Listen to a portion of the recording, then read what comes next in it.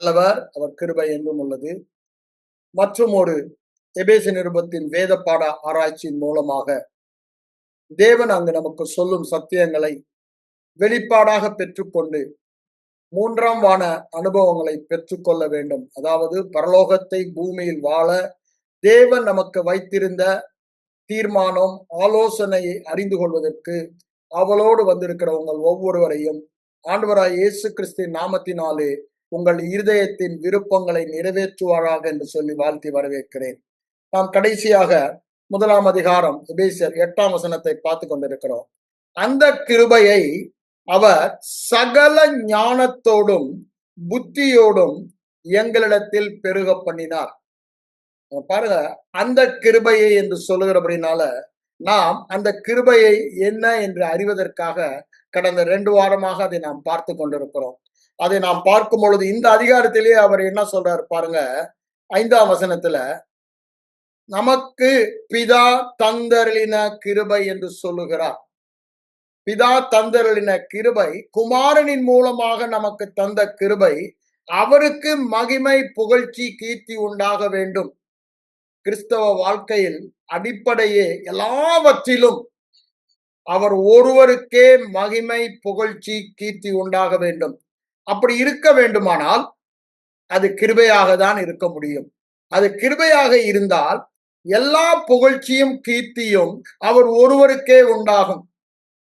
ஆனா தங்கள் சுய புகழ்ச்சியை, சுய மகிமையை நாடும் பொழுது எங்க போயிறாங்க?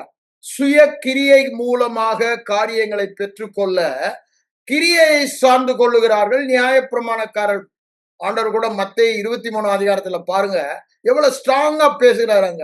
அவங்க தங்கள் கொடுத்து மேன்மை பாராட்ட, எல்லா இடங்களிலும் பாஸ்டர் பாஸ்டர்ன்னு சொல்லணும், அப்படித்தானே, முதல் இடம் அவங்களுக்கு கொடுக்கணும் அப்படின்னு அவங்களை பாராட்ட வெளித்தோற்றத்திலே எல்லா மாற்றங்களையும் உண்டு பண்ணுகிற நியாயப்பிரமாண போதகர்கள்.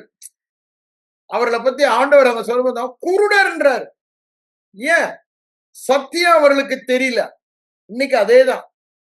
இந்த கிருபையின் சத்தியத்தை அறியாதபடியினால சபை குருடராக ஹிப்போக்ரேட் என்றாரு பாருங்க.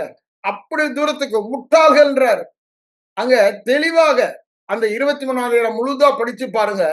நியாயப்பிரமாண போதகராய் இருக்கிற விரும்புவர்களை குறித்து அங்க ஆண்டவர் அந்த காலத்தில் இருந்த வேதபாரகர், பரிசேயர், அந்த ரிலீஜியஸ் தலைவர்களை குறித்து சொல்லுவதை நாம் பார்க்கிறோம்.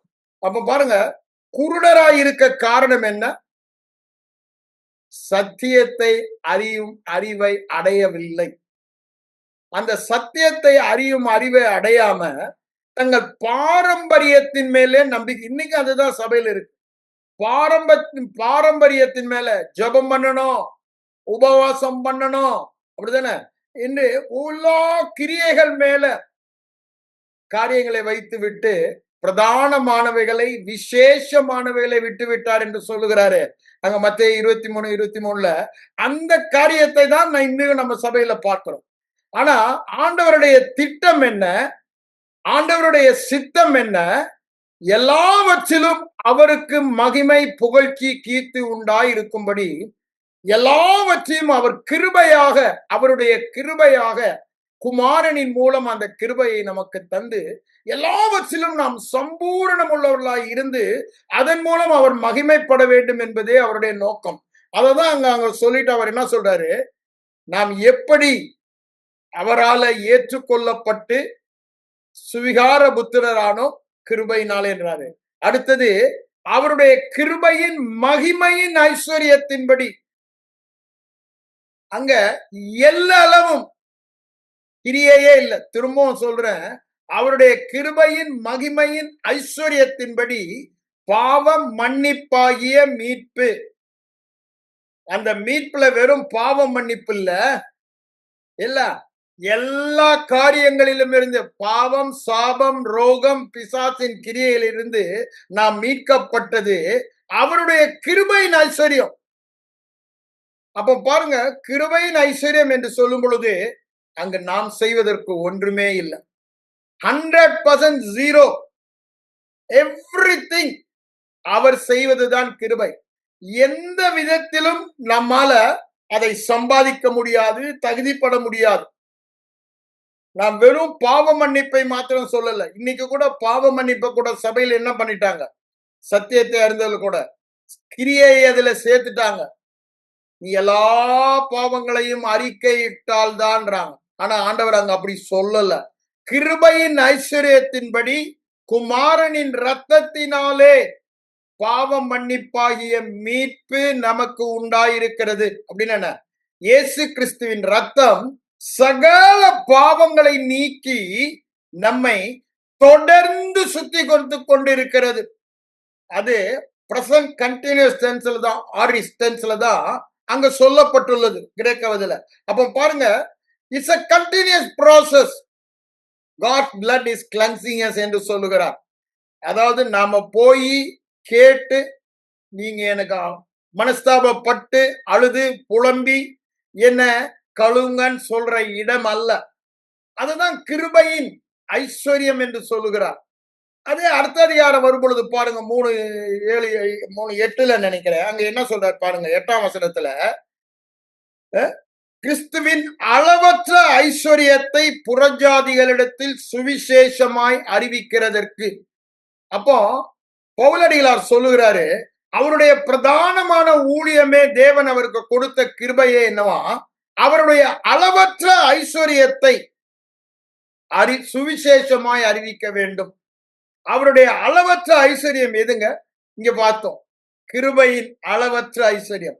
அந்த கிருபையின் அளவற்ற ஐஸ்வர்யத்தை சொல்லுவதுதான் சுவிசேஷம், கிறிஸ்துவின் சுவிசேஷம். ஏன்?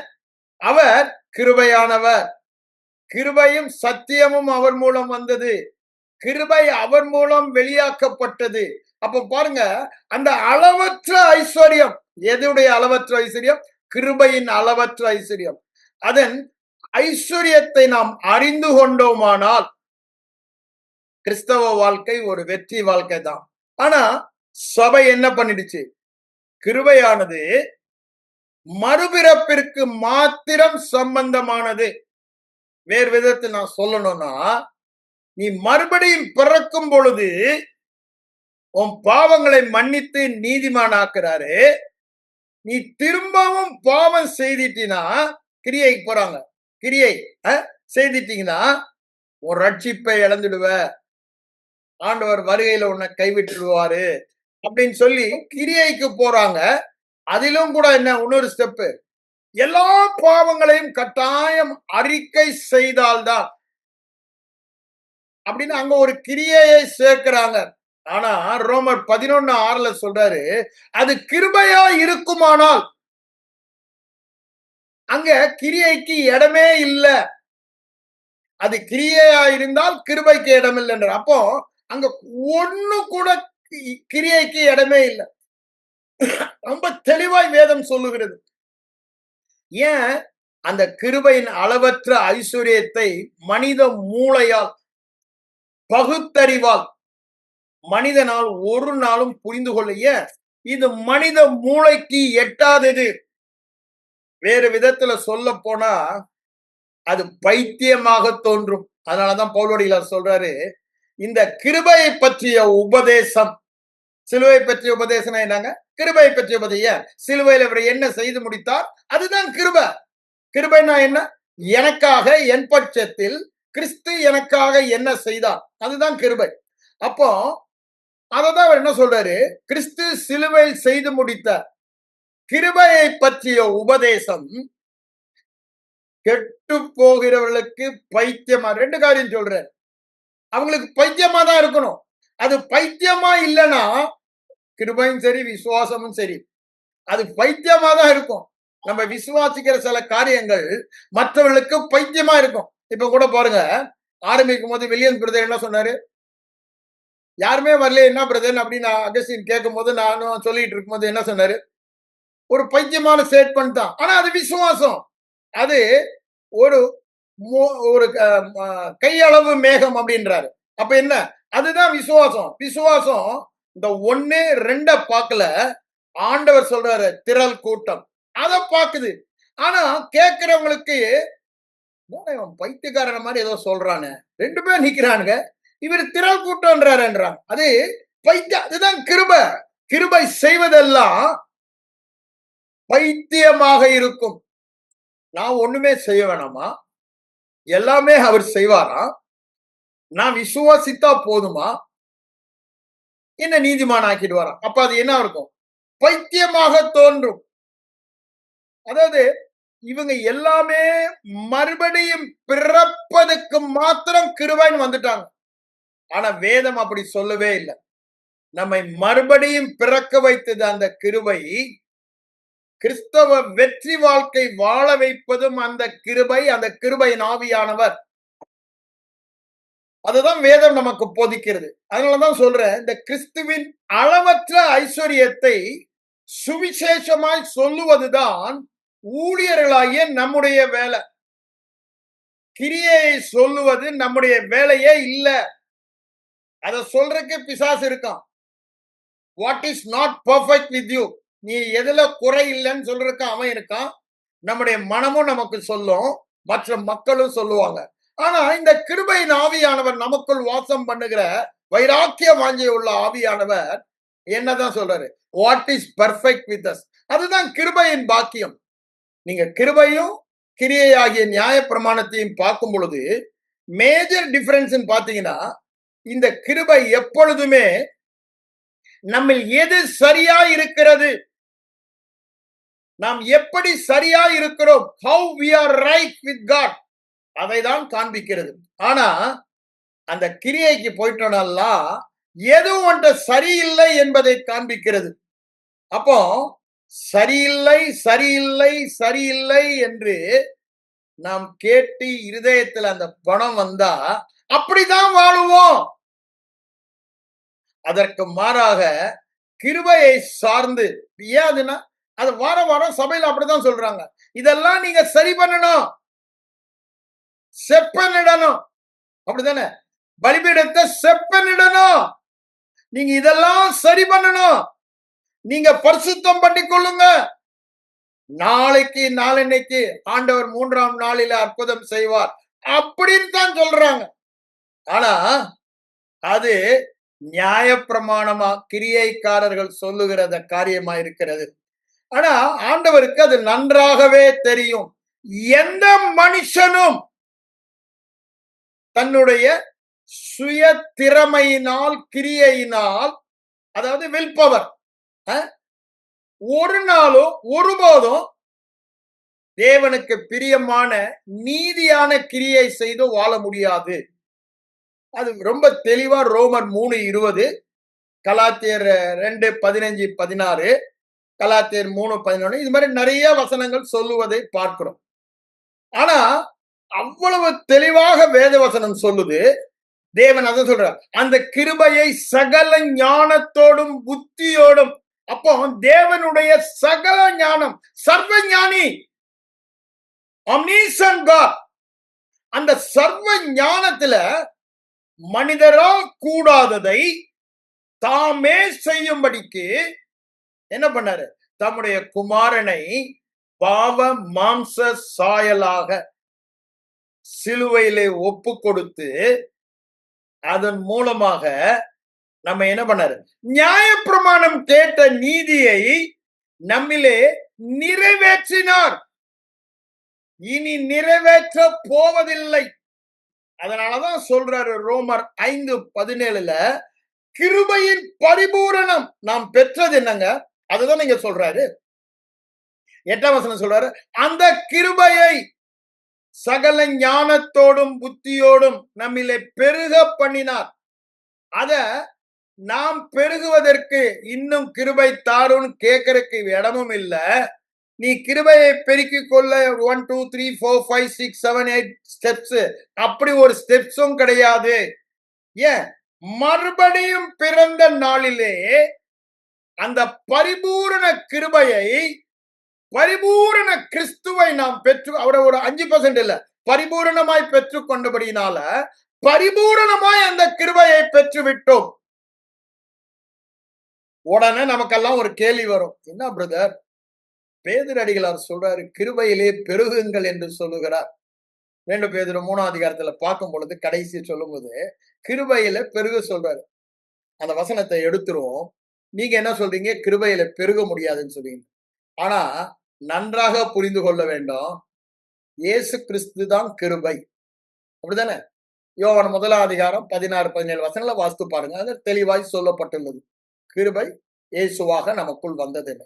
அப்போ அவர் 5% 2% 99%ன்னு வரல. 100% தான் வந்திருக்காரு.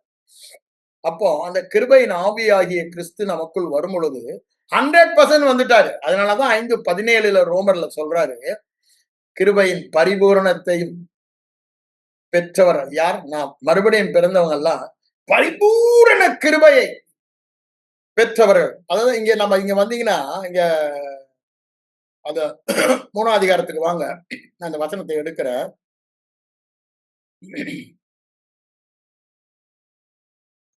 21ஆம் வசனம்.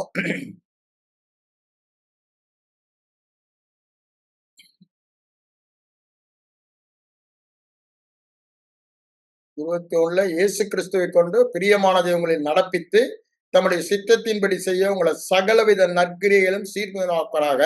அவருக்கே அப்போ அதுக்கு முன்னாடியே வந்துடும்.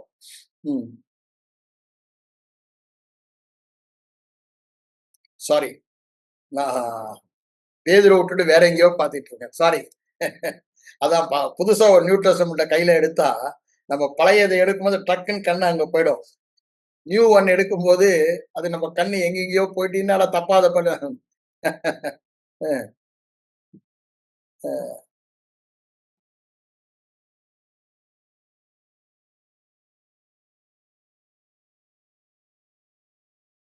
கடைசி வசனம் 18ஆம் வசனம்.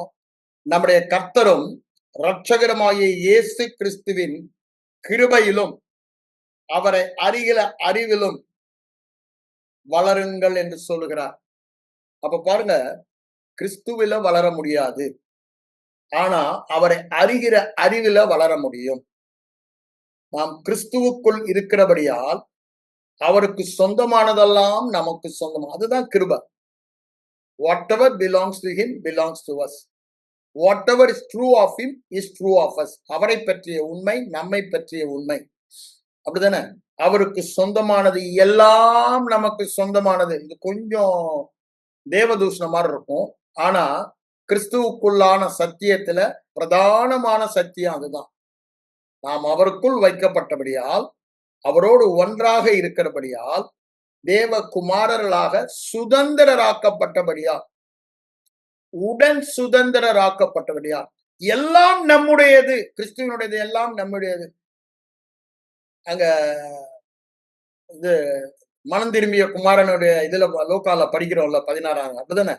எனக்குரியதெல்லாம் உனக்குரியது. ஏன்? அதுதான் கிருபை. You need not earn.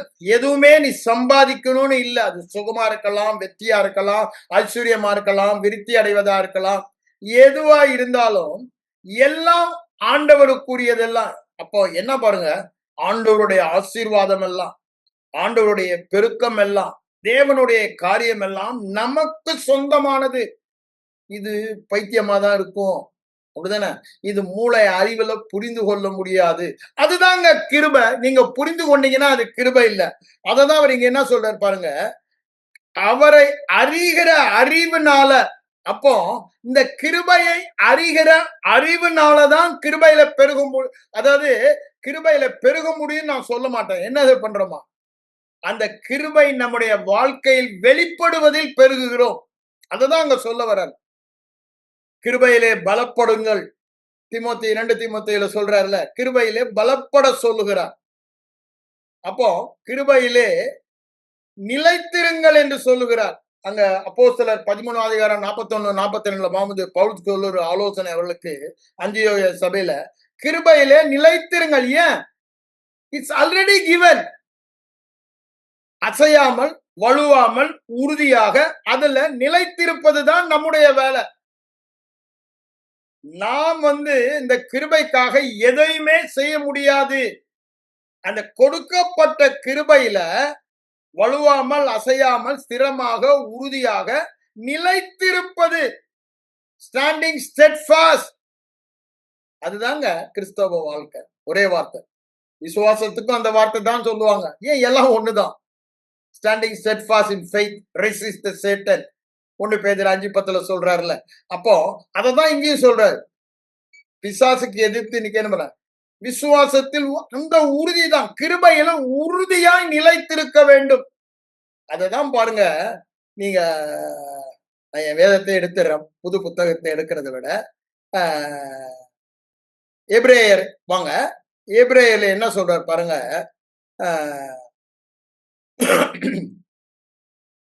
12ஆம் அதிகார கடைசியில முடிக்கும் பொழுது என்ன சொல்றாரு பாருங்க. கிருபையை பற்றி கொள்ள கடவோம்.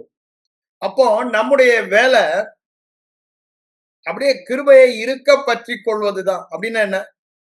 கிருபை கிருபையின் ஐஸ்வர்யத்தினாலே அவருடைய சுதந்திரம் ஆகிவிட்டோம். அவருக்குரியதெல்லாம் நமக்கு சுதந்திரமாக கொடுக்கப்பட்டு விட்டது. அவருடைய கிருபையின் மகிமைக்கு போல் அதுதான் எபேசியர் 1ஆம் அதிகாரத்துல சொல்லுவார். அப்போ இங்கே நாம என்ன செய்ய வேண்டும்? நான் ஏன் திடீர்னு நீங்க தாவனா பரிபூர்ண கிருபை நமக்கு கொடுக்கப்பட்டு இருக்கிறது. இனி புதுசா நம்ம ஒரு 1% இன்க்ரீஸ் பண்ண போறோம், 2% குறைக்க போறோம்ல. இந்த கிருபையை இழக்கவும் முடியாது. இதுக்கு மேல நம்ம அதை உயர்த்தவும் முடியாது. அதுதான் இந்த மேக்சிமம். அதுதான் கடவுள்ன்றோம். மேக்சிமம் அப்படின்னு எல்லாவற்றையும் கடந்து கடவுள் கடந்து அந்த எல்லையில்லா கிருபைக்கு எவ்வளவு அந்த எல்லையில்லா கிருபையே நமக்குள்ள வந்துட்டாரு. அப்போ நமக்கு பெற்ற கிருபை என்னங்க? எல்லையில்லா கிருபை. அப்ப கொஞ்சம் யோசித்து பாருங்க. எந்த விதத்தில் ஆகிலும் நம்ம ஆசீர்வாதத்தை சுதந்திரிக்காம இருக்க முடியுமா? அதனாலதான் அங்க பவுலடியார் சொல்றாரு, கலாத்தியர் 3ஆம் அதிகாரம் 10, 11, 12 அந்த 3 வசனங்களை வாசிக்கும் பொழுது, நீங்க இந்த கிருபையை விட்டுட்டு உங்க கிரியையில கொஞ்சம் கலந்துட்டா கூட சரி, 1% இது ஒண்ணு நீ கட்டாயம் செஞ்சாகணும்ப்பா அப்படின்னு ஏதாவது ஒன்ன சொல்லிட்டீங்களா கூட சரி, எங்க போயிட்டீங்களா? சாபத்துக்குள்ள. ஏன்? எந்த மனுஷனும் ஒரு நாளும் ஒரு காலம் பிரமாணத்தை பரிபூர்ணமா நிறைவேற்ற முடியாது. அங்க யாக்கோபு 2:10 சொல்ற மாதிரி ஏதாவது ஒண்ணுல தவறுனாலும் எல்லாமே தவறுதான். அதுதான் நியாய பிரமாணம், கிரியையின் பிரமாணம். ஆனா கிருபையின் பிரமாணம் என்னவா? நீ எத்தனை தவறுனாலும் சரி. ரொம்ப கஷ்டமா இருக்குல்ல கேக்குறதுக்கு ஒரு மாதிரி. என்ன அது இப்படி சொல்றாருன்னு. நீ எத்தனை தடவை தவறுனாலும் ஃபெயில் ஆனாலும் சரி, இந்த கிருபை அந்த தவறுதல்ல பூரணமா அதை மேற்கொள்ளுன்றாரு. அதனால்தான் பவுலடி என்ன சொல்றாரு, உன் பலவீனத்திலே என் பலன் என் கிருபை பூரணமாய் விளங்கும். நீ எத்தனை தடவை அவளுக்கு சரீரத்தில் கொடுக்கப்பட்ட முள்ளு அங்க சில பேர் குழப்புறாங்க. நான் போன வாரம் கூட யாருக்கும் சொன்னேன், கேட்கும் போது தனியா கேட்கும் போது முள்ளுன்னு போட்டிருக்கேன்னாங்க. அந்த முள் என்பது அவர் போகும் இடமெல்லாம் அவருக்கு உபத்திரம், பர்சிக்யூஷன். ஏன்? யூதர்கள் புறஜாதிகளை விட யாரு? யூதர்கள் இந்த நியாய பிரமாணத்தின் மேல வைராக்கியம் கொண்டு, இன்னைக்கும் பாருங்க அப்படித்தானே, இந்த நியாய பிரமாணத்தின் மேல வயிறு கொண்டு பெரிய பெரிய போதகர், பெரிய பெரிய இவாஞ்சலிஸ்ட் எல்லாம் கிருபையை போதிக்கிறவங்கள துச்சமா நினைக்கிறாங்க. அட பாவிகடா, இவங்க பாவம் செஞ்சுட்டு தாங்க பாவத்தை சப்ஸ்டான்ஷியேட் பண்ண கிருபையை போதிக்கிறாங்க. ஆனா வேதம் அப்படி சொல்லல. பாவத்திற்கு பலன் கொடுத்தது கிரியை பிரமாணம், நியாய பிரமாணம்ன்றாரு. கிரியைன்னு போறது. அப்ப அது ஆப்போசிட்டா போட்டா என்ன ஆகுது? பரிசுத்தத்திற்கு, நீதியான வாழ்க்கைக்கு பலன் கொடுப்பது கிருபை பிரமாணம். அதை அவங்க புரிஞ்சுக்கல. யோசித்து பாருங்க. அப்போ நான் பரிசுத்தமா வாழணும். அதனாலதானே ரோமர் 6:14 சொல்றாரு, நீங்க கிருபைக்கு கீழே இருந்தீங்கன்னா, அதாவது கிருபையின் மனநிலையில இருந்துட்டீங்கன்னா, நான் செய்யாத காரியமே அல்ல, எனக்காக மற்றொருவர் மை சப்ஸ்டியூட் என்ன செய்தாரோ அதை பார்த்துதான் தேவன் என் மேல பிரியமா இருக்கிறாரு. அதை நான் விசுவாசிக்கிறனால என்னை ஏற்றுக்கொண்டார். அந்த விசுவாசம் கூட அந்த கிருபை நமக்கு தரும் இலவசம் என்றுதான் அங்க எபேசியர் 2ஆம் அதிகாரத்துல நம்ம 8 வசனத்துல நம்ம அதை வாசிக்கிறோம். 9ஆம் வசனத்திலேயே அதை வாசிக்கிறோம். 8, 9 வாசித்து பாருங்க. கிருபையினாலே விசுவாசத்தை கொண்டு ரட்சிக்கப்பட்டீர்கள், இது உங்களால் உண்டானதல்ல, அது தேவனுடைய ஈவு என்று சொல்லுகிறார். அப்போ பாருங்க, கிறிஸ்தவ வாழ்க்கைய அவ்வளவு சுலபமாக்கி வைத்திருக்கிறார். அதனாலதான் இங்க என்ன சொல்றாரு, எபிரேயர் 12 நம்ம அதுக்கு திருப்பி அதை படிச்சிருவோம். தேவனுக்கு பிரியமாய் ஆராதனை செய்யும்படி கிருபையை பற்றி கொள்ள கடவோம். தேவனை சேவிக்கும்படி, தேவனை ஆராதனை செய்யும்படி, தேவனுக்கு ஊழியம் செய்யும்படி எதைதான் பற்றி கொள்ள வேண்டுமா? கிருபையை தான் பற்றி கொள்ள வேண்டும். கிருபையின் மகத்துவத்தை நாம் அறிந்து கொள்ள வேண்டும். கிருபை ஒருவனையும் பாவி என்று தள்ளுவதில்லை. கிருபை எல்லாரையும் நீதிமானாக்குகிறது. ஆனா கிரியை பிரமாணம் ஒருவனையும் நீதிமானாக்கலங்க. ஒருவனை நீதிமானாக்கல. வேதம் அப்படித்தான் ஆண்டவரே சொல்றாரு. ஒருவனும் ஒரு காலம் இன்னும் உன்னிடத்தில் ஒரு குறை என்று சொல்லிக் கொண்டேதான் இருக்கு. இது அப்படி இல்லை. அது உன்னுடைய குறையை காண்பிக்கிறது. இது உன்னுடைய நிறைவை, என்ன கிருபையினால் வந்த நிறைவு.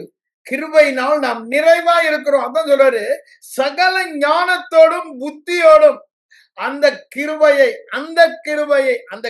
குறித்து தான் நம்ம வேதத்துல ஆராய்ந்து பார்க்கிறோம். அப்போ அந்த கிருபையை நாம் அறிந்து கொண்ட நாள் முதல், கொலோசியர் 1:6 சொல்றாரு, சத்தியத்தின்படி அந்த கிருபையை, அந்த சுவிசேஷத்தை, அந்த நற்செய்தியை சத்தியத்தின்படி, அது உண்மையான சத்தியம். வேதவசனம் வெளிப்பாடு பெறும் பொழுது சத்தியமாகிறது. அப்படின்னா என்ன? கிறிஸ்துவை குறித்த வெளிப்பாடு, கிருபையை குறித்த வெளிப்பாடு தான் சத்தியம்.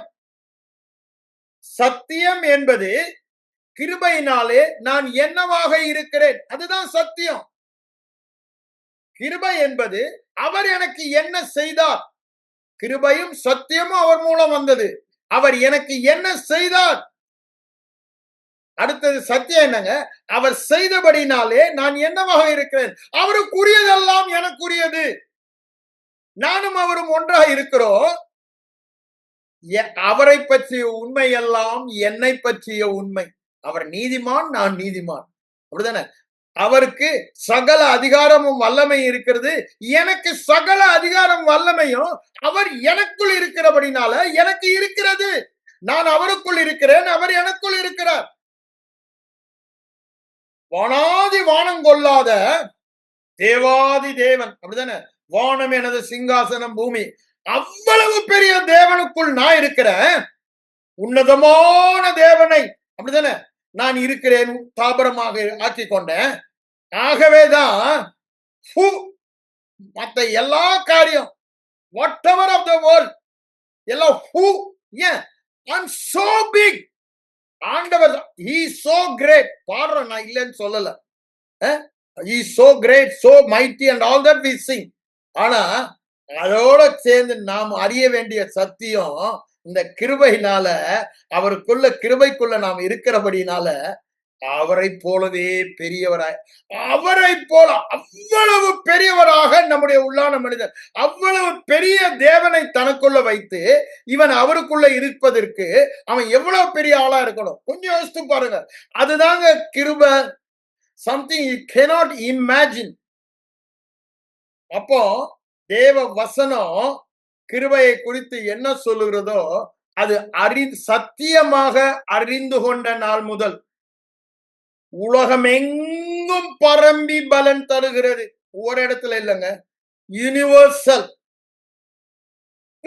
wherever grace is preached, wherever grace is received, கிருபை போதிக்கப்பட்டு கிருபையை பெற்றுக் கொள்ளுகிறவர்கள் என்ன பண்றாங்களாம்? பலன். அதுதான் அங்க என்ன சொல்றாரு, ஆளுகை செய்வார்கள் என்பது அதிக நிச்சயம்ன்றாரு. இங்கு உலகமெங்கும் பரம்பி பலன் தருகிறது என்று சொல்லுகிறார். அப்போ கிறிஸ்தவ வாழ்க்கையில பிரதானமே என்னங்க? இந்த கிருபையை அறிந்து கொள்வதுதான். இந்த கிருபையை பற்றி அறிகிற அறிவிலே வளர்வது. நாம் நீதியிலே வளர முடியாது, விசுவாசத்திலே வளர முடியாது. ஏற்கனவே அவரே நமக்கு விசுவாசமானார், அவரே நம் நீதியானார், அவரே நம் பரிசுத்தமானார். ஆனா அதை அறிகிற அறிவினாலே, அது எப்படி? அவரை அறிகிற அறிவினாலே அதிலே வளர முடியும். ஆனா இந்த கிருபையை குறித்து அங்க பேதுரு அடிகளார் என்ன சொல்றாரு? நமக்கே புரியலப்பான்றார். பவுல் சொல்றாரு, எனக்கு ஏன்? ஆனா பவுல் அது என்ன சொல்றாரு? நான் தேவனிடத்திலிருந்து டைரக்டா பெற்ற ரெவலேஷன்றார். ஆனா சூழ்நிலைகள் மூலமாக இந்த கிருபையை ஓரளவுக்கு அப்போஸ்தலனாகிய பேதுரு புரிந்து கொண்டபடினாலதான் கொர்நேலியு வீட்டுல நடந்த சம்பவத்தை வைத்து அங்க அப்போஸ்தலர் 15ஆம் அதிகாரத்துல தெளிவாக சொல்லுகிறார். ஐயா, அங்க என்ன ஆர்கியுமெண்ட் வந்துருச்சு? நியாயப்பிரமாணத்தை கை கொள்ளணுமா, கை கொள்ளக்கூடாதா? இந்த பவுல் அடிகளார் வந்து எல்லா பக்கமும் நியாயப்பிரமாணத்துக்கு விரோதமாக, தேவனுக்கு விரோதமாக, நியாயப்பிரமாணத்தை கை கொள்ள தேவையில்லை அப்படின்னு பிரசங்கம் பண்றாரு. இதுல 1, 2 இன்னைக்கு தீர்த்திரணும். அப்படிதானே? நான் கூட ஒரு காலத்துல அப்படிதாங்க சொன்னேன். இந்த பராக்கால இருக்கும்போது முதல் 3 ஷார்ட் டேர்ம் முடிஞ்ச பிறகு அந்த 3ஆவது ஷார்ட் டேர்ம் கோர்ஸ்ல நான் தான் கோஆர்டினேட்டர். 2லயும் 3லயும் நான் உட்கார்ந்து அண்ணன்கிட்ட பேசுறேன். இதுல 1, 2 தீர்த்திரணும்னு. இது கள்ள உபதேசம். இது நம்மள வரக்கூடாது. எது கரெக்ட்? 1, 2. ஏன்? அந்த வைராக்கியம், நமக்கு அறிவு, குறைவுள்ள அறிவு. அந்த குறைவுள்ள அறிவு வச்சு நமக்கு தான் எல்லாம் தெரியுது நான் நினைச்சுக்கிட்டு இந்த கிருபையும் விசுவாச போதனை தவறானது என்று அந்த மத வைராக்கியத்துல அன்னைக்கு நான் அதேதான் நீங்க இங்க அப்போஸ்தலர் 15ல பண்றாங்க. யாரு? யூத விசுவாசிகள். அது அவசியம், அவசியம் என்று அவங்க இன்சிஸ்ட் பண்றாங்க. இவர் வந்துட்டு அது அவசியம் இல்லை. இன்னைக்கு சபையில அதுதான். கிருபையை அறிந்தாங்கன்னா அப்பதான் உடனே பேதுரு எழும்பி கொர்நேலியு வீட்டுல நடந்த இன்சிடென்ட சொல்றாரு. ஐயா, அங்க பாருங்கய்யா, என்ன ஆச்சுன்னு பாருங்க. அதேதான் அங்க கலாத்தியர் 2:15, 16 சொல்றாரு. புறஜாதிகளை போல பாவிகளாயிராத நாமும், அவங்களுக்கு யூதர்கள்லாம் ஒரு என்ன நாங்கெல்லாம் பரிசுத்தவான், புறஜாதியெல்லாம் பாவி. ஆனா அப்படி இருந்த நம்ம ஏன் பரிசுத்தவான்களாக தெரிந்து கொள்ளப்பட்டோம். தேர் chosen generation. God chose them. அவ்வளவுதான். அப்போ அதனால அவங்க பரிசுத்த. ஆனா நாமும் எப்படி நீதிமானாக்கப்பட்டோம்னா கிரியையினால் அல்ல, விசுவாசத்தினாலதான் அப்படின்னு அங்க போல. இங்க என்ன சொல்றாரு பாருங்க, அவங்க மேலையும் பரிசுத்தாவி ஊற்றப்படும் பொழுது அங்க எந்த கிரியையுமே இல்லைங்க. இந்த கிருபையின் சுவிசேஷத்தை பேதுரு போதிக்கிறாரு 41 வரைக்கும்.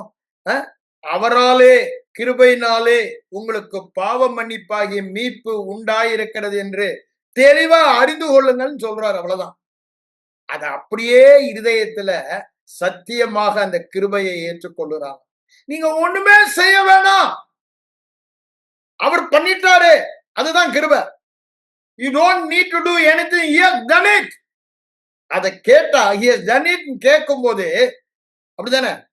வில்லியம்ஸுக்கு பதிலாக அகஸ்டின் அந்த ஊருக்கு போய் வில்லியம் செய்ய வேண்டிய காரியங்களை செய்து விட்டார் அப்படின்னு ஒரு செய்தி அவர் கேட்டார்னா வில்லியம்ஸுக்கு, அப்புறம் போய் அது செய்வார் அவரு?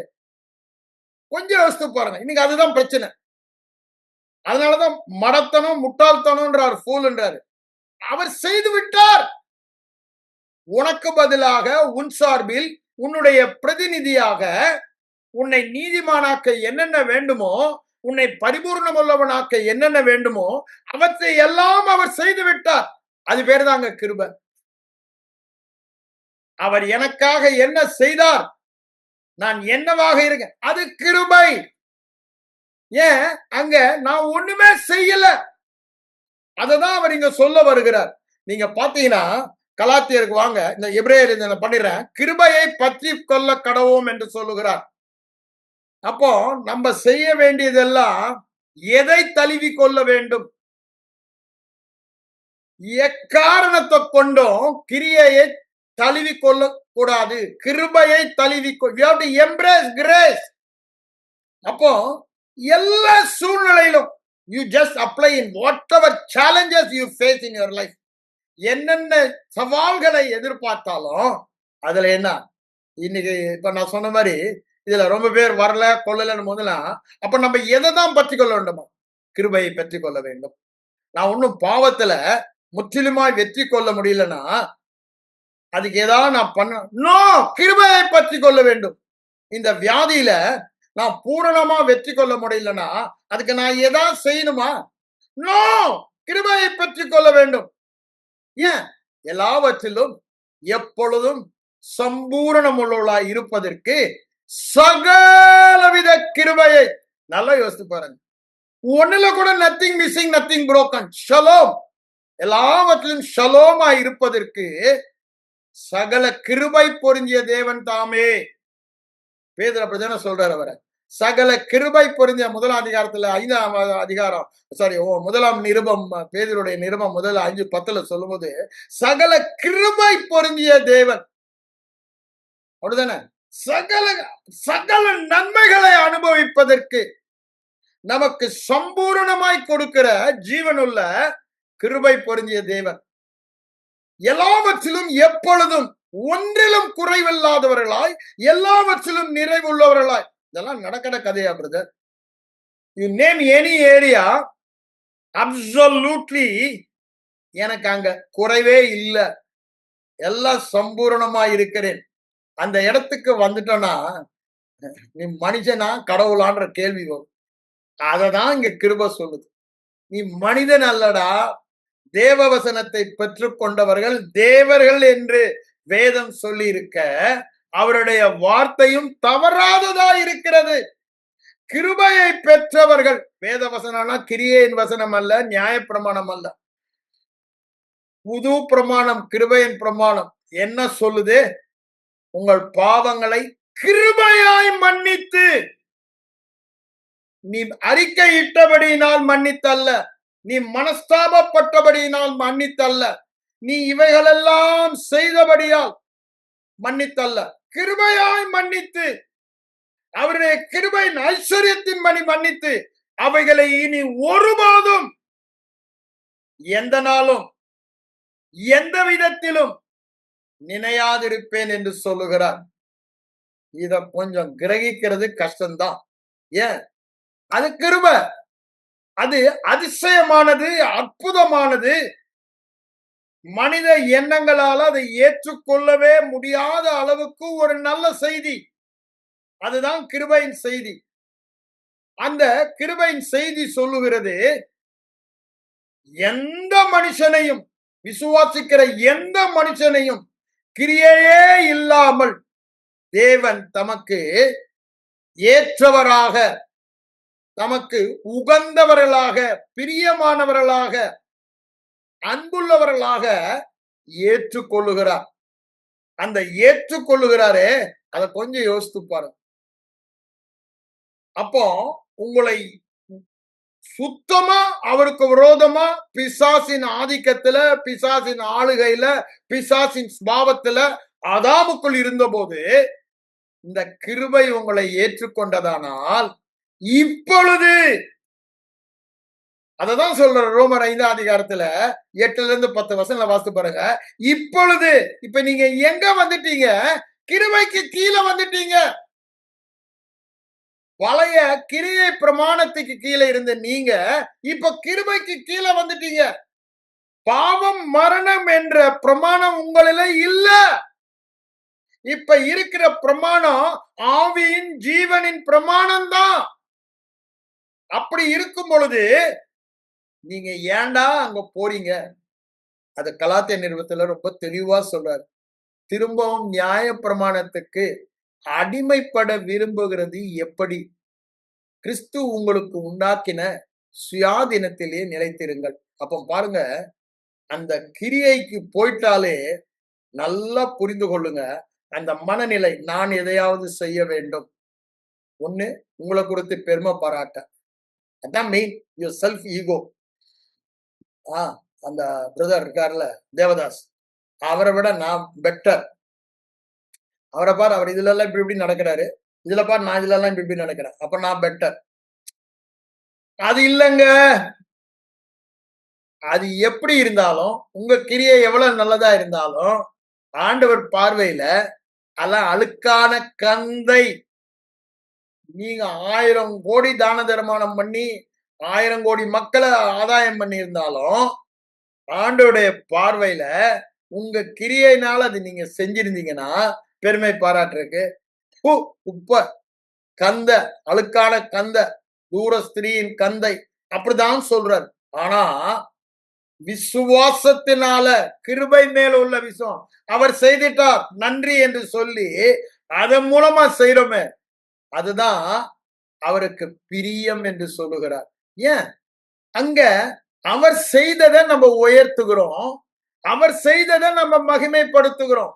சிலுவையில் அவர் கொடுத்த அந்த பரிகாரத்தை மகிமைப்படுத்துகிறோம். அததான் கிருபையை பற்றி கொள்ள கடவோம் என்று சொல்லுகிறார். நம்ம கிருபையை தான் இருக, ஆனா அங்கதான் சோதனையே. சோதனை எங்க வருதுன்னா கிருபையை பற்றி கொள்ளாம கிரியையை பற்றி கொள்ள உன் மனதில ஒரு அழுத்தத்தை சூழ்நிலைகள் மூலமாக பிசாசு கொடுக்கிறானே அதுதான் சோதனை. அது வியாதியா இருந்தாலும் பாவமா இருந்தாலும் மற்ற எந்த ஒரு சேலஞ்சஸா இருந்தாலும் மனதுல கிருபையை பற்றி கொள்ளாமல் இந்த இப்படி இதனால இருக்குமா இப்படி செஞ்சா அத மாதிரி ஒரு எண்ணங்களை கொடுப்பான். அதை மேற்கொள்ள முடியுமா, இதனாலதான் இது வந்துச்சா அப்படின்னு ஒரு எண்ணம் தரானே அது கிரியைக்கு போக நம்மை பிசாசு கொடுக்கிற சோதனை எண்ணங்கள். ஆனா நான் செய்யறது எதுவுமே இல்ல பிசாசு பயில, நான் செய்யறது செய்யாது எதுவுமே இல்ல அந்த மனநிலை. அதுதான் ஆண்டவர் சொல்றாரு, வருத்தப்படாதீங்க, பாரத்தை சுமக்காதீங்க, நான் எல்லாமே பண்ணிட்டேன், நான் உங்களுக்கு மெதுவா லகுவா made it very light. The Christian life is very light and easy. ஆனா ஆண்டவர் ஈஸின்றாரு என் வாழ்க்கையில ஈஸியாவே இல்லையே அப்படின்னா ஒரே ஒரு காரணம் தான். என்ன காரணம்? இன்னும் கிருபையை புரிந்து கொள்ளல. அவர் என்னிடத்தில் வந்து கற்றுக்கொள்ளுங்கள்ன்றார். என்ன கற்றுக்கொள்ள வேண்டும்? கிருபை. கிருபை எனக்கு என்ன செய்தது அதை எப்பாப்ரா மூலம் நீங்கள் கற்று அறிந்தீர்கள் என்று அங்க கொலோசியர் 1:6 அதை சொல்லிட்டு 7 எப்பாப்ரா உங்களுக்கு டீச் பண்ணான்றாரு. அப்போ அந்த டீச்சிங் ரொம்ப முக்கியம். ஆனா கிருபை டீச்சிங் கேட்கறதுக்கு இப்ப பாருங்க எத்தனை பேர் வந்திருக்காங்கன்னு. ஏன் அது அவங்க காதுக்கு செவி திணர்வு உள்ளவர்களாகிவிட்டார்கள். அவங்க அந்த பிரமாணத்தையே கேட்டு கேட்டு கேட்டு நீ இப்படி செய்யணும், நான் உனக்கு சக்சஸ் உண்டாக 1 2 3 4 5 சுகத்தில் வாழ வியாதி இல்லாமல் வாழ 1 2 3 4 5 பாவத்தை மேற்கொள்ள அதே மாதிரி நீ என்ன செய்ய வேண்டும் என்ன செய்ய வேண்டும் கேட்டு கேட்டு அவங்க காதுகள் எல்லாம் என்ன ஆயிடுச்சு, அதை தான் கேட்க விரும்புது, வேற எதையும் கேட்காது. இப்படிதானே இப்போ சின்ன பிள்ளைகளுக்கு சின்ன வயசுல இருந்து எதை நம்ம கொடுத்து பழக்கிறோமோ அதுதான் அவங்களுக்கு விருப்பமா இருக்கும். இப்போ நான் ஏன் அதை சொல்றேன்னா இப்ப என் பேர பிள்ளைகளுக்கெல்லாம் நான் ஆசையா வந்து ஒரு சாக்லேட் வாங்கி கொடுத்தேன். எல்லாம் தாத்தா மாதிரிலும் பண்றதுதான். என்ன பண்றாங்க பெற்றோர், கொடுக்காதீங்க, சின்ன வயசுலயே அவங்க சாக்லேட்டு ஸ்வீட் எல்லாம் பழக்கப்படுத்தக்கூடாது, நியூட்ரிஷியஸ் ஃபுட்டா தான் ஃப்ரூட்ஸ் கொடுங்க அப்படின்றாங்க. என்னடா இது, நாங்க சின்ன குழந்தைங்களை பார்த்தா சாக்லேட் தானே வாங்கி கொடுப்போம் அந்த காலத்துல, அந்த ஞாபகம் தானே. ஏன் அந்த சிறு வயதிலே அவங்க நாக்கு அதுக்கு அடிமையாயிடுது. அதுக்கப்புறம் அதை தான் சாப்பிடுவாங்க. இந்த மைதா பிஸ்கட் அதெல்லாம் நியூட்ரிஷனே இல்ல, அதை தான் சாப்பிடுவாங்க, அதெல்லாம் வாங்கி கொடுக்காதீங்கன்றாங்க. அவ்வளவு தூரத்துக்கு உலக காரியங்கள்ல தெளிவு வந்துருச்சு. அப்போ நம்ம எதை மறுபடியும் பிறந்த சிறு குழந்தைகளாக எதை கேட்டுக்கொண்டு இருக்கிறோமோ அதுக்குதான் நம்ம செவி திணறு உள்ளாகும். இந்த பிரமாணத்தையே கேட்டு கேட்டு கேட்டு கேட்டு கேட்டு அது கெட்டதுதான். இப்ப நான் சாக்லேட் வாங்கி கொடுக்கறது பிள்ளைகளுக்கு கெட்டுதான், பல்லுக்குள்ள போகும், சொத்த வரும், அது மாதிரி நிறைய காரியம் இருக்குது, இல்லைன்னு சொல்லல. அப்ப அந்த பிள்ளைங்க they get addicted to it. அதேதான் இவங்களும் என்ன பண்ணிட்டாங்க, மறுபடியும் பிறந்த நாள்ல இருந்து இந்த பிரமாணத்தையே தான் கேட்டுட்டு இருக்காங்க சபையில. வாரம் போனா வாரம் வந்தா அதுதான். அதை கேட்டு கேட்டு அவங்க செவியெல்லாம் செவி திணறல் ஆயிடுச்சு. இன்க்ளூடிங் பாஸ்டர்ஸ் நான் சொல்றேங்க, செவி திணறல். அப்போ இந்த கிரியை பிரமாணம் போதிக்கலன்னா அவங்க கேட்க மாட்டாங்க, அவங்க காது அதை ஏற்றுக்கொள்ளாது. அப்போ இதுக்கு நம்ம ட்ரெயின் பண்ணணும். அததான் அங்க எபிரேயர் 5ஆம் அதிகாரத்துல சொல்றாரு, நீதியின் வசனத்தில் பழக்கம் இல்லாதவர்கள். அப்போ அதை பழக்கப்படுத்தணும். எப்படிங்க பழக்கப்படுத்த முடியும்? பிள்ளைங்க நல்லா நியூட்ரிஷியஸ் ஃபுட் சாப்பிடணும்னா, அது முதல்ல கொஞ்சம் கஷ்டமா இருந்தாலும் மனச கொஞ்சம் கட்டுப்படுத்தி, இதான்பா உனக்கு சாப்பாடுன்னு நிக்கணும் நம்ப. ஆனா, அவனுக்கு முதல்லயே இத பழக்கப்படுத்தினா அத தொடமாட்டான். அந்த நியூட்ரிஷியஸ் ஃபுட்ட சிறு வயதிலிருந்து பழக்கப்படுத்திட்டா, அதுக்கப்புறம் நீங்க சொல்லவே வேணாம். அவன் நாக்கு அதுக்கு அடிமையாயிடுது. அவன் காது அதுக்கு அடிமையாயிடுது. எத கேட்கிறான், எத பார்க்கிறான், எத பேசுறான். அததான் சொல்ல அது பழக்கத்தினால் வருகிற காரியம். அந்த பழக்கத்த கிருபைக்கு அததான் சொல்றாரு. கிருபையை பற்றிக் கொள்ள கடவோம் என்று சொல்லுகிறார். அந்த கிருபையை பற்றிக் கொள்ள கடவோம் என்று சொன்னவர், அங்க 13:9க்கு வரும்போது என்ன சொல்றார் பாருங்க. கிருபையினாலே இருதயம் ஸ்திரப்படுகிறது நல்லது. கிரியையினால சொல்லலங்க. கிருபையினாலே இருதயம் ஸ்திரப்படுகிறது நல்லது. ஏன்? கிருபையினாலே இலவசமாய் கிருபையினாலே கிறிஸ்து இயேசுவில் உள்ள மீட்பை கொண்டு எல்லாவற்றையும் நாம் பெற்று விட்டோம். அப்படிதானே? இலவசமாய் கிருபையினாலே கிறிஸ்து இயேசுவில் உள்ள மீட்பை கொண்டு.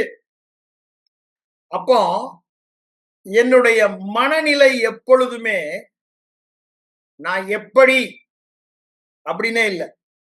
நான் எவ்வாறு இருக்கிறேன்? நான் என்னவாக இருக்கிறேன்?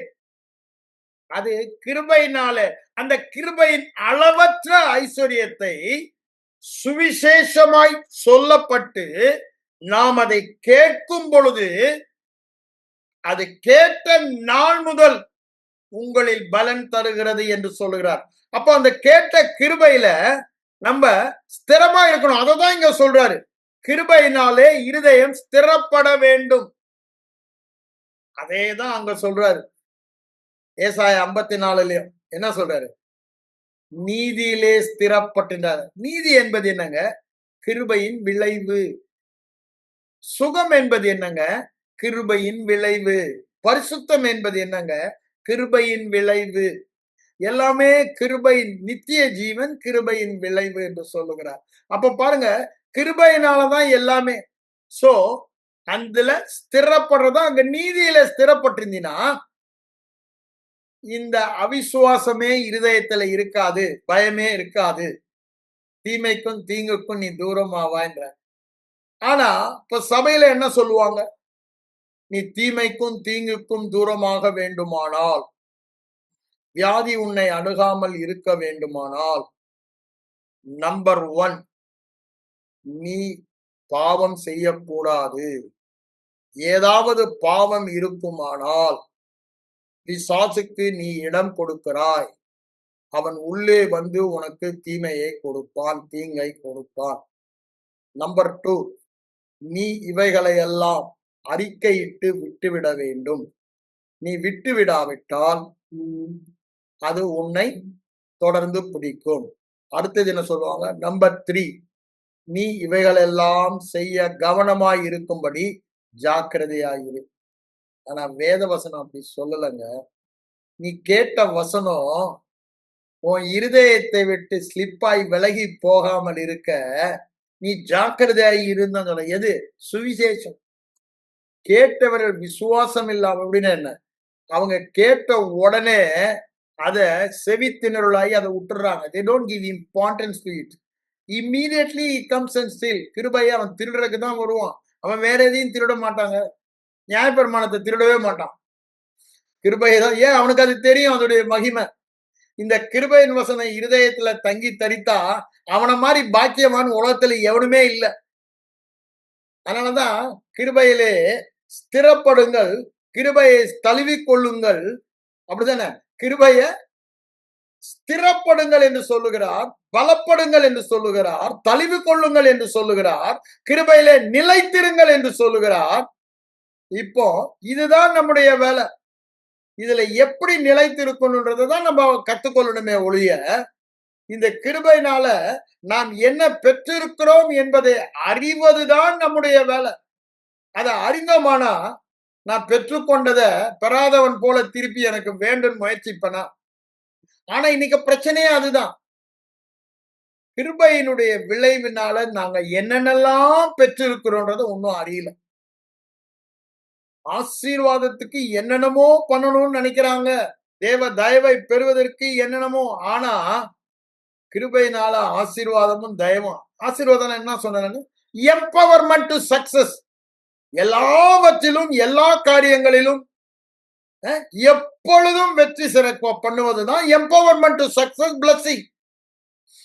அததான் எல்லா இடத்துலயும் எப்பொழுதும் சுகமா இருக்கிறது. அததான் அவர் சொல்றாரு. அப்ப பாருங்க, அந்த சக்சஸே இந்த கிருபை தான் சொல்றாரு. எல்லா இடங்களிலும் எப்பொழுதும் வெற்றி சிறக்க பண்ண அவருக்கு மகிமை புகழ்ச்சி உண்டாகதான். எது?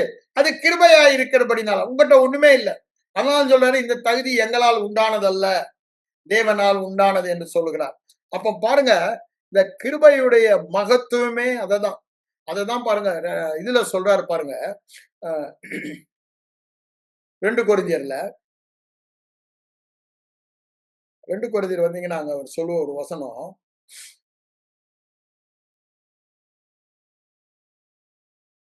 14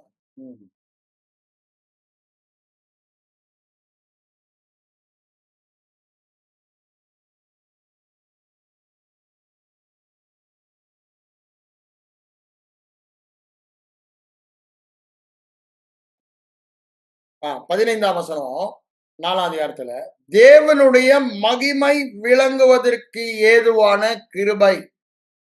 என்ன சொல்றாரு? கிரியையினால தேவ மகிமை விளங்காது. ஒன்னு 2 விதத்துல அதை எடுத்துக்கலாம்.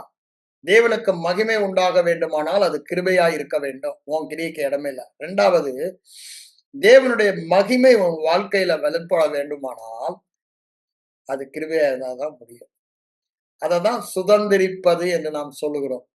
அங்க கலாத்தியர் 3:18லயும் அதை சொல்றாரு. ரோமர் 4:16லயும் அதை சொல்றாரு. எபேசியர் 2:8லயும் அதை சொல்றாரு. இங்க பாருங்க, கலாத்தியருக்கு வாங்க. இந்த கிருபையை புரிந்து கொள்ளணும்னா கலாத்தியரையும் ரோமரையும் படிச்சீங்கனாலே புரிஞ்சு கொள்ளலாம். அங்க கலாத்தியர்ல என்ன சொல்றாரு? 3:18ல அவர் என்ன சொல்றாரு பாருங்க, ஆபிரகாமுக்கு அவனுடைய சந்ததிக்கும் வாக்குத்தத்தங்கள் பண்ணப்பட்டன. சந்ததிகளுக்கென்று அநேக குறித்து சந்ததியை ஒருவரை குறித்து அது சந்ததி கிறிஸ்துவே. அதை சொல்லிட்டு அவர் என்ன சொல்றாரு பாருங்க, சாரி 18ஆம் வசனத்தை மாத்தி, அன்றியும் சுதந்திரமானது கிரியையினாலே உண்டானால் அது வாக்குத்தத்தமான கிருபை. வாக்குத்தத்தம் கிருபை. நீ ஒண்ணும் செய்யல, ஆண்டவர் உனக்கு வாக்கு கொடுக்கிறாரு. இங்க நிபந்தனையே இல்லைங்க. புது உடன்படிக்கையில நிபந்தனையே இல்லாத வாக்குத்தத்தம். கிருபைக்கு நிபந்தனையே கிடையாது. கிருபைக்கு நிபந்தனை உன் கிரியையே இல்லைன்றதுதான் ஒரே நிபந்தனை. அது வாக்குத்தத்தத்தினாலே உண்டாயிராது. நல்லா யோசிச்சு பாருங்க.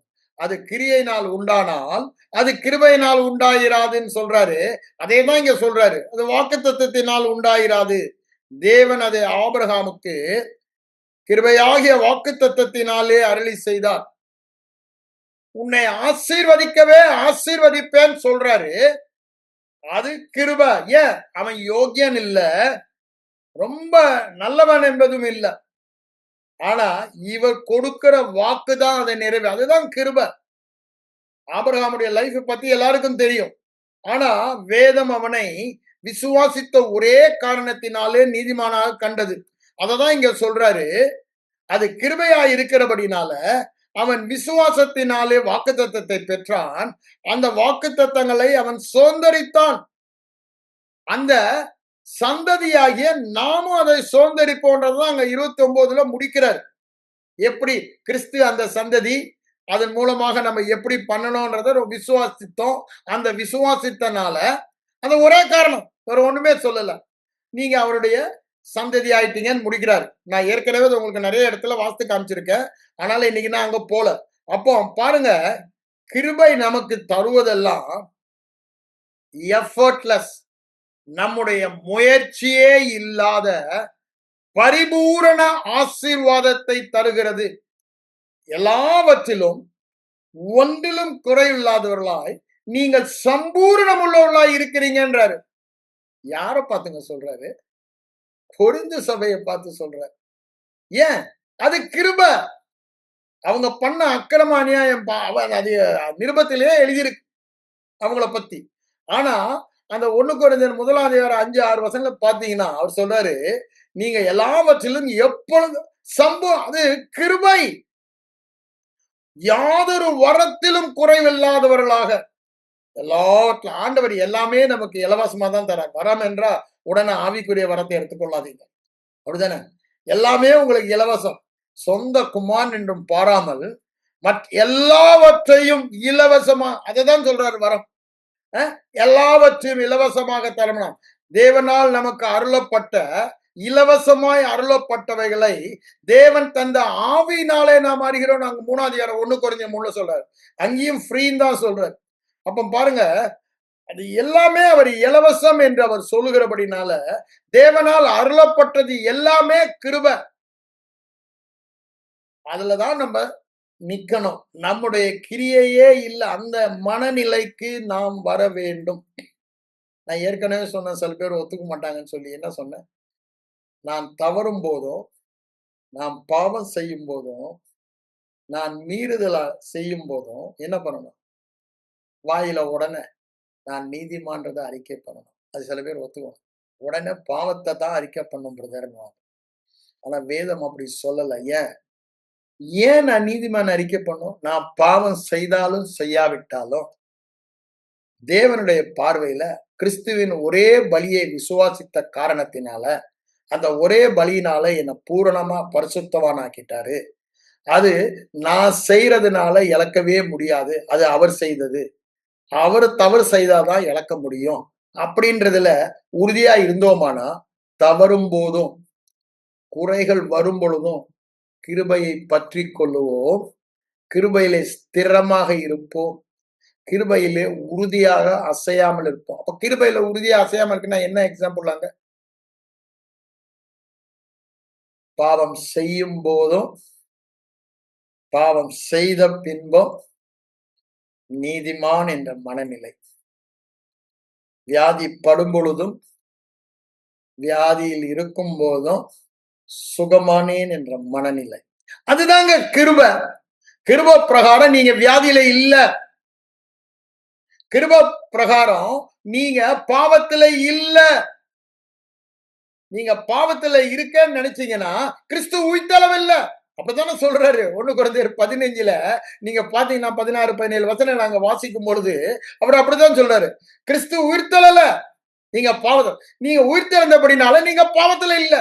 கிறிஸ்து உயிரோடு இருந்தபடினால நீங்க வியாதியில இல்ல. எந்த குறைவும் உங்கள பூரண சம்பூரண ரூபவதி. ஏன்? ஒரே காரணம், கிறிஸ்து உயிரோடு இருந்தாரு. ஏன் அப்படி சொல்றாரு? பாவத்திற்கான தண்டனைய முழுவதுமா இந்த பாவம், வியாதி, சாபம் எல்லாமே, குறைவு எல்லாமே இந்த பாவத்தினால் வந்த விளைவுகள். கீழ்ப்படியாமை என்ற பாவத்தினால் வந்த சாபங்களின் விளைவுகள். ஆனா அத மற்றொருவர் எனக்காக எடுத்துக்கோ. அததான் கிருபை. அவர் எடுத்துக்கொண்டபடினால அவருடைய கீழ்ப்படுதலினால் வந்த விளைவை எனக்கு இப்போ ஏன் கீழ்ப்படுதல் அல்ல. நியாயப்பிரமாணம் எப்பவுமே கிரியைக்காரங்க சொல்றதெல்லாம் ஓம் கீழ்ப்படுதல், ஓம் கீழ்ப்படுதல், ஓம் கீழ்ப்படுதல். கிருபை என்ன சொல்லுது? கிறிஸ்து கீழ்ப்படிந்தார், கிறிஸ்து கீழ்ப்படிந்தார், கிறிஸ்து கீழ்ப்படிந்தார், கிறிஸ்து கீழ்ப்படிந்தார். அப்போ நான் எனக்கு என்ன நினைப்பூட்டணும்? நான் தவறும் போதும், குறையும் போதும், மீறும் போதும் கிறிஸ்து கீழ்ப்படிந்தார். கிறிஸ்து என்னையா கிறிஸ்து கீழ்ப்படிந்தா? நீ என்ன கதை பேசிட்டு இருக்க? நீ என்னடா பண்ண? கிறிஸ்து கீழ்ப்படிந்தார். அந்த மனநிலைக்கு வந்துட்டீங்கன்னா எந்த விதத்திலும்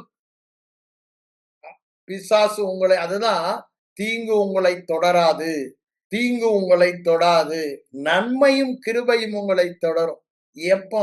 இந்த அதை தழுவி கொள்ளும் பொழுது, அதை பற்றி கொள்ளும் போது, அதில் ஸ்திரப்படும் பொழுது, அதை அறிகிற அப்போ யூ ஆர் ஃபுல் ஆஃப், அப்படிதானே? தேவனை பற்றி அறிகிற அறிவிலே வளருங்கள் சொல்லும் பொழுது நான் என்ன சொல்றேன்? தேவ கிருபையை பற்றிய அறிகிற அறிவிலே வளருங்கள். அது கொஞ்சம் சீரியஸா எடுங்கங்க. ஏன்? அதுதான் வெற்றி வாழ்க்கையின் ரகசியமே நான் சொல்றேன். கிருபையில ஸ்திரப்படுவதுதான் வெற்றி வாழ்க்கையின் ரகசியமே. கிருபையில பெருகுவதுதான் வெற்றி வாழ்க்கையின் ரகசியமே என்றார். அதுல இந்த காரியம் தான் மெயினானது. நம்முடைய கிரியையினால பாவி, பரிசுத்தவான், நீதிமான்றதே அங்க இல்ல.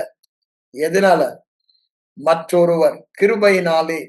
அப்போ அவருடைய செய்கையினாலே அவர் திரும்பவும் ஏதாவது தவறு செய்தாதானே நாங்க போக முடியும். இத இலவசமாய் நமக்கு கொடுத்துட்டாரு. அதனாலதான் ரோமர் 5:18, 19 தெளிவாய் சொல்லுகிறது. ஒருவருடைய நீதியினாலே அநேக நீதிமான்கள், ஒருவருடைய கீழ்ப்படிதலினாலே எல்லோரும் என்ன அந்த கீழ்ப்படிதல நீதிமானாக பெற்றுக்கொண்டோம். அப்ப பாருங்க, it is not our obedience. முதல்ல அத மைண்ட்ல இருந்து தூக்கி போடுங்க. இத சபை பாரம்பரியம் ஒத்துக்காது. அதனாலதான் என்ன பண்றாரு, கலாத்தியர்ல பாத்தீங்கன்னா, இந்த இத நான் பொதிக்கலங்க. பவுல் பொதித்தத நான் சொல்றேன். நான் பவுலின் நிருபங்கள ரொம்ப விரும்பி ஆசையா படிக்கிறவன். இரவும் பகலும் அத என்னமோ திரும்ப திரும்ப பவுல் நிருபங்கள் தான் என் மனம் போய்க்கொண்டே இருக்கும். அவர் என்ன சொல்றாரு பாருங்க 3ஆம் வசனத்துல, உங்களுக்கு இயேசு கிறிஸ்துவினாலும் பிதாவாகிய தேவனாலும் கிருபையும் சமாதானம், வேற வழியே கிடையாது. இதுக்கு ஒரே வழி இதுதான். நீங்க எல்லாவற்றிலும் சம்பூர்ணம் உள்ளவர்களா இருக்கணும்னா ஒரே வழி இது. கிருபை, சமாதானம் கிறிஸ்துவின் மூலமாய் வருகிறது தான். அந்த கிருபையினால தான் நீங்க எல்லாவற்றிலும் சம்பூர்ணமாய் இருக்க முடியும். கிருபையினால தான் பரிசுத்தமாய் வாழ முடியும். கிருபையினால தான் நீதியாய் வாழ முடியும். கிருபையினால தான் வியாதி இல்லாம வாழ முடியும். கிருபையினால தான் ஆசீர்வாதத்துல வாழ முடியும். கிரியை கீழ போனா முடியாது. அது 3ஆம் அதிகாரம் 10, 11, 12 வசனங்கள வாசித்து பாருங்க. அத சொல்லிட்டீங்க. 4ஆம் வசனம் பாருங்க. அவர் ஐயா கிருபை நமக்கு என்ன செய்தது? இப்பொழுது இருக்கிற பொல்லாத பிரபஞ்சத்திலிருந்து விடுவிக்கும்படி பிதாவாகிய தேவனுடைய சித்தத்தின்படி தம்மை தாமே ஒப்பு கொடுத்தார். நம்முடைய பதிலாளாக பாவங்களை ஏற்றுக்கொண்டு பாவத்தின் அல்லது கீழ்ப்படியாமையின் விளைவாகிய சாபங்கள் அப்படித்தான் சொல்றாரு கலாத்தியர் 3:13. அப்போ கீழ்ப்படியாமையின் விளைவையும் அவர் ஏற்றுக்கொண்டார். ஐயா அவர் ஏற்றுக்கொண்ட பிறகு இன்னைக்கு உனக்கு சாபம் உண்டு, நான் சாபத்தை பிரேக் பண்றேன்னு சொல்றதுல அர்த்தம் இல்ல. ஏன்? அவர்தானே ஏன் கீழ்ப்படியாமை ஏற்றுக்கொண்டு சாபத்தையும் ஏற்றுக்கொண்டார் சிலுவையில. இப்போ அவர் எனக்கு என்ன கொடுத்திருக்காரு? அவர் கீழ்ப்படுதலை என் கணக்குல கொடுத்துட்டாரு. இப்போ பிதாவாகிய தேவன் கிருபைக்குள் நான் இருக்கிறபடியால் கிருபையில என்னை பார்க்கும் பொழுதெல்லாம் கிறிஸ்துவின் கீழ்ப்படுதலை என்னை பார்க்கிறார். கிறிஸ்துவின் தகுதியை என்னிலே பார்க்கிறார். அதுதாங்க கிருபை. அந்த மனநிலைக்கு வர வேண்டும். அப்ப எனக்கு சாபம் வர முடியுமா? வியாதி வர முடியுமா? பிசாசின் கிரியை என்ன தொட முடியுமா? நான் தீமைக்கும் தீங்குக்கும் தூரமாவேன். அப்படிதானே? பயம் என்னை அணுகுவதில்லை. கலக்கம் எனக்கு நேரிடுவதில்லை. நியாயக்கேட்டின் மகன் என்னை சிறுமைப்படுத்துவதில்லை. ஒரே காரணம் கிருபை. இதை ஏற்றுக்கொள்ளாததுனாலதான் சபையில் இன்னைக்கு எல்லா பிரச்சனையும். இந்த கிருபையை இன்னும் அவங்க புரிந்து கொள்ளவில்லை, அறிந்து கொள்ளவில்லை, ஏற்றுக்கொள்ளவில்லை, தழுவி கொள்ளவில்லை, அணைத்துக் கொள்ளவில்லை, அதில் ஸ்திரப்படவில்லை, பலப்படவில்லை, அதில் நிலைத்திருக்கவில்லை. அப்போ அதுல நிலைத்திர அபைடிங்னா என்னங்க? கான்சியஸ். அப்படிதானே? அந்த நினைவோடு இருக்கு. Being abide in me, abide in my word. What does it means? யோவான் 15ல பீயிங் கான்சியஸ் ஆஃப், அப்படிதானே? அதாவது உங்களுடைய ஹோல் பர்சனாலிட்டியில இட் பிகேம் சோ டாமினன்ட். ஏற்கனவே சொன்ன சந்தோஷத்தால் நிறைந்து, பொறாமையினால் நிறைந்து, ஆவியினால் நிறைந்து, வல்லமையினால் நிறைந்து, விசுவாசத்தின் அப்படின்னா it became so dominant in your mind and in inner man. அது அததான் சொல்றாரு. அந்த இடம் தான் நிலைத்திருக்கிற இடம். You are conscious. அதனாலதான் சொல்றாரு அங்க 1 கொரிந்தியர் 15:34 விழித்திருங்கள். அதான் கான்சியஸ். பாவம் செய்யாதபடிக்கு கிருபைக்கு விழித்திருங்கள். நீதினா கிருபை, கிருபையினால நீதிமான். அதுக்கு விழித்திருங்கள் என்று சொல்லுகிறார். நீங்கள் வியாதிப்படாதபடிக்கு, வியாதியை மேற்கொள்ளும்படிக்கு, குறைவுகளை மேற்கொள்ளும்படிக்கு, பிசாசை எதிர்த்து நிற்கும்படிக்கு என்ன பண்ணணுமா? விழித்திருக்க வேண்டுமா? எதுல விழித்திருக்கணுமா? நான் கிருபைக்கு கீழே இருக்கேன். எனக்கு பாவம் எப்படி என் பக்கம் வர முடியும்? வியாதி எனக்கு கேட்போம். அப்போ யூ ஆர் நாட் அவேக்கன். அந்த வெளிச்சத்துல நீங்க இன்னும் வரல. அந்த விழிப்புணர்வுக்கு நீங்க வரல. அததான் வேதம் சொல்லுது. அந்த விழிப்புணர்வுக்கு நம்ம வந்துட்டோம்னா கிருபைக்கு கீழே இருக்கிறபடினால சகலமும் எனக்கு பரிபூரணம் தான். ஏன் இது பரிபூரணமான கிருபை. இந்த கிருபை எனக்கு செய்யாததுன்னு ஒண்ணுமே இல்ல. அவருடைய கிருபையை அறிந்திருக்கிறீர்களே, நீங்க பாவிகளாய் இருந்தும் உங்களை நீதிமானாக்க அவர் பாவமானாரே. இல் கோ டு எனி எக்ஸ்டென்ட். யோசித்து பாருங்க, ஒரு பரிசுத்த தேவன் என்னை நீதிமானாக்க மறுபிறப்புல என்ன பண்ணாராம்? அவர் பாவமே ஆனாராம். அப்ப பாருங்க, அவர் எதையும் செய்வாருங்க எனக்காக. அதுதான் கிருபை. அவர் ஐஸ்வர்யம் உள்ளவராய் இருந்தும் தரித்திரராய் இருந்த என்னை ஐஸ்வர்யனாக்க அவர் தரித்திரரானாரே. அவர் என்னை ஆசீர்வாதமாக்க சாபமானாரே. அப்ப பாருங்க, நீங்க கிருபையுடைய வல்லமையை புரிந்து கொள்ளுங்க. நான் பாவத்துக்கு செத்து நீதிக்கு பிழைக்கும்படி கிருபைதாமே சிலுவையிலே என் பாவத்தையே ஏற்றுக்கொண்டு அதன் தண்டனையும் ஏற்றுக்கொண்டு முழுவதுமாய் செலுத்தி விட்டேன் என்று உயிரோடு எழுந்தபடியினாலே. அப்போ நம்ம ரட்சிப்பிலையும் அவரை தேவன் உயிரோடு எழுப்பினான் ஏன் விசுவாசிக்கிறோம்? என்னுடைய எல்லா கீழ்ப்படியாமையின் விளைவுகளை முழுவதுமாய் செலுத்தி விட்டார். ஆகவேதான் தேவன் அவரை எழுப்பிட்டார். நான் நீதிமானாக்கப்பட்டு விட்டேன். இனி எனக்கு கீழ்ப்படியாமையின் விளைவுகளே இல்லை, கீழ்ப்படியாமையின் பாவமே இல்லை, கீழ்ப்படியாமையின் தண்டனை ஆகிய வியாதியோ மற்ற குறைவுகளோ இல்லை. என் வாழ்க்கையில் விருத்தி விருத்தி விருத்தி, என் தலையெழுத்து விருத்தி. My destiny is increase increase increase in every area. I cannot be lacking. எதிலுமே நான் குறைவுபட முடியாது. எல்லாமே எதுக்குங்க? அவர் உயிர்த்தெழுந்தது எனக்கு சாட்சி பகருது.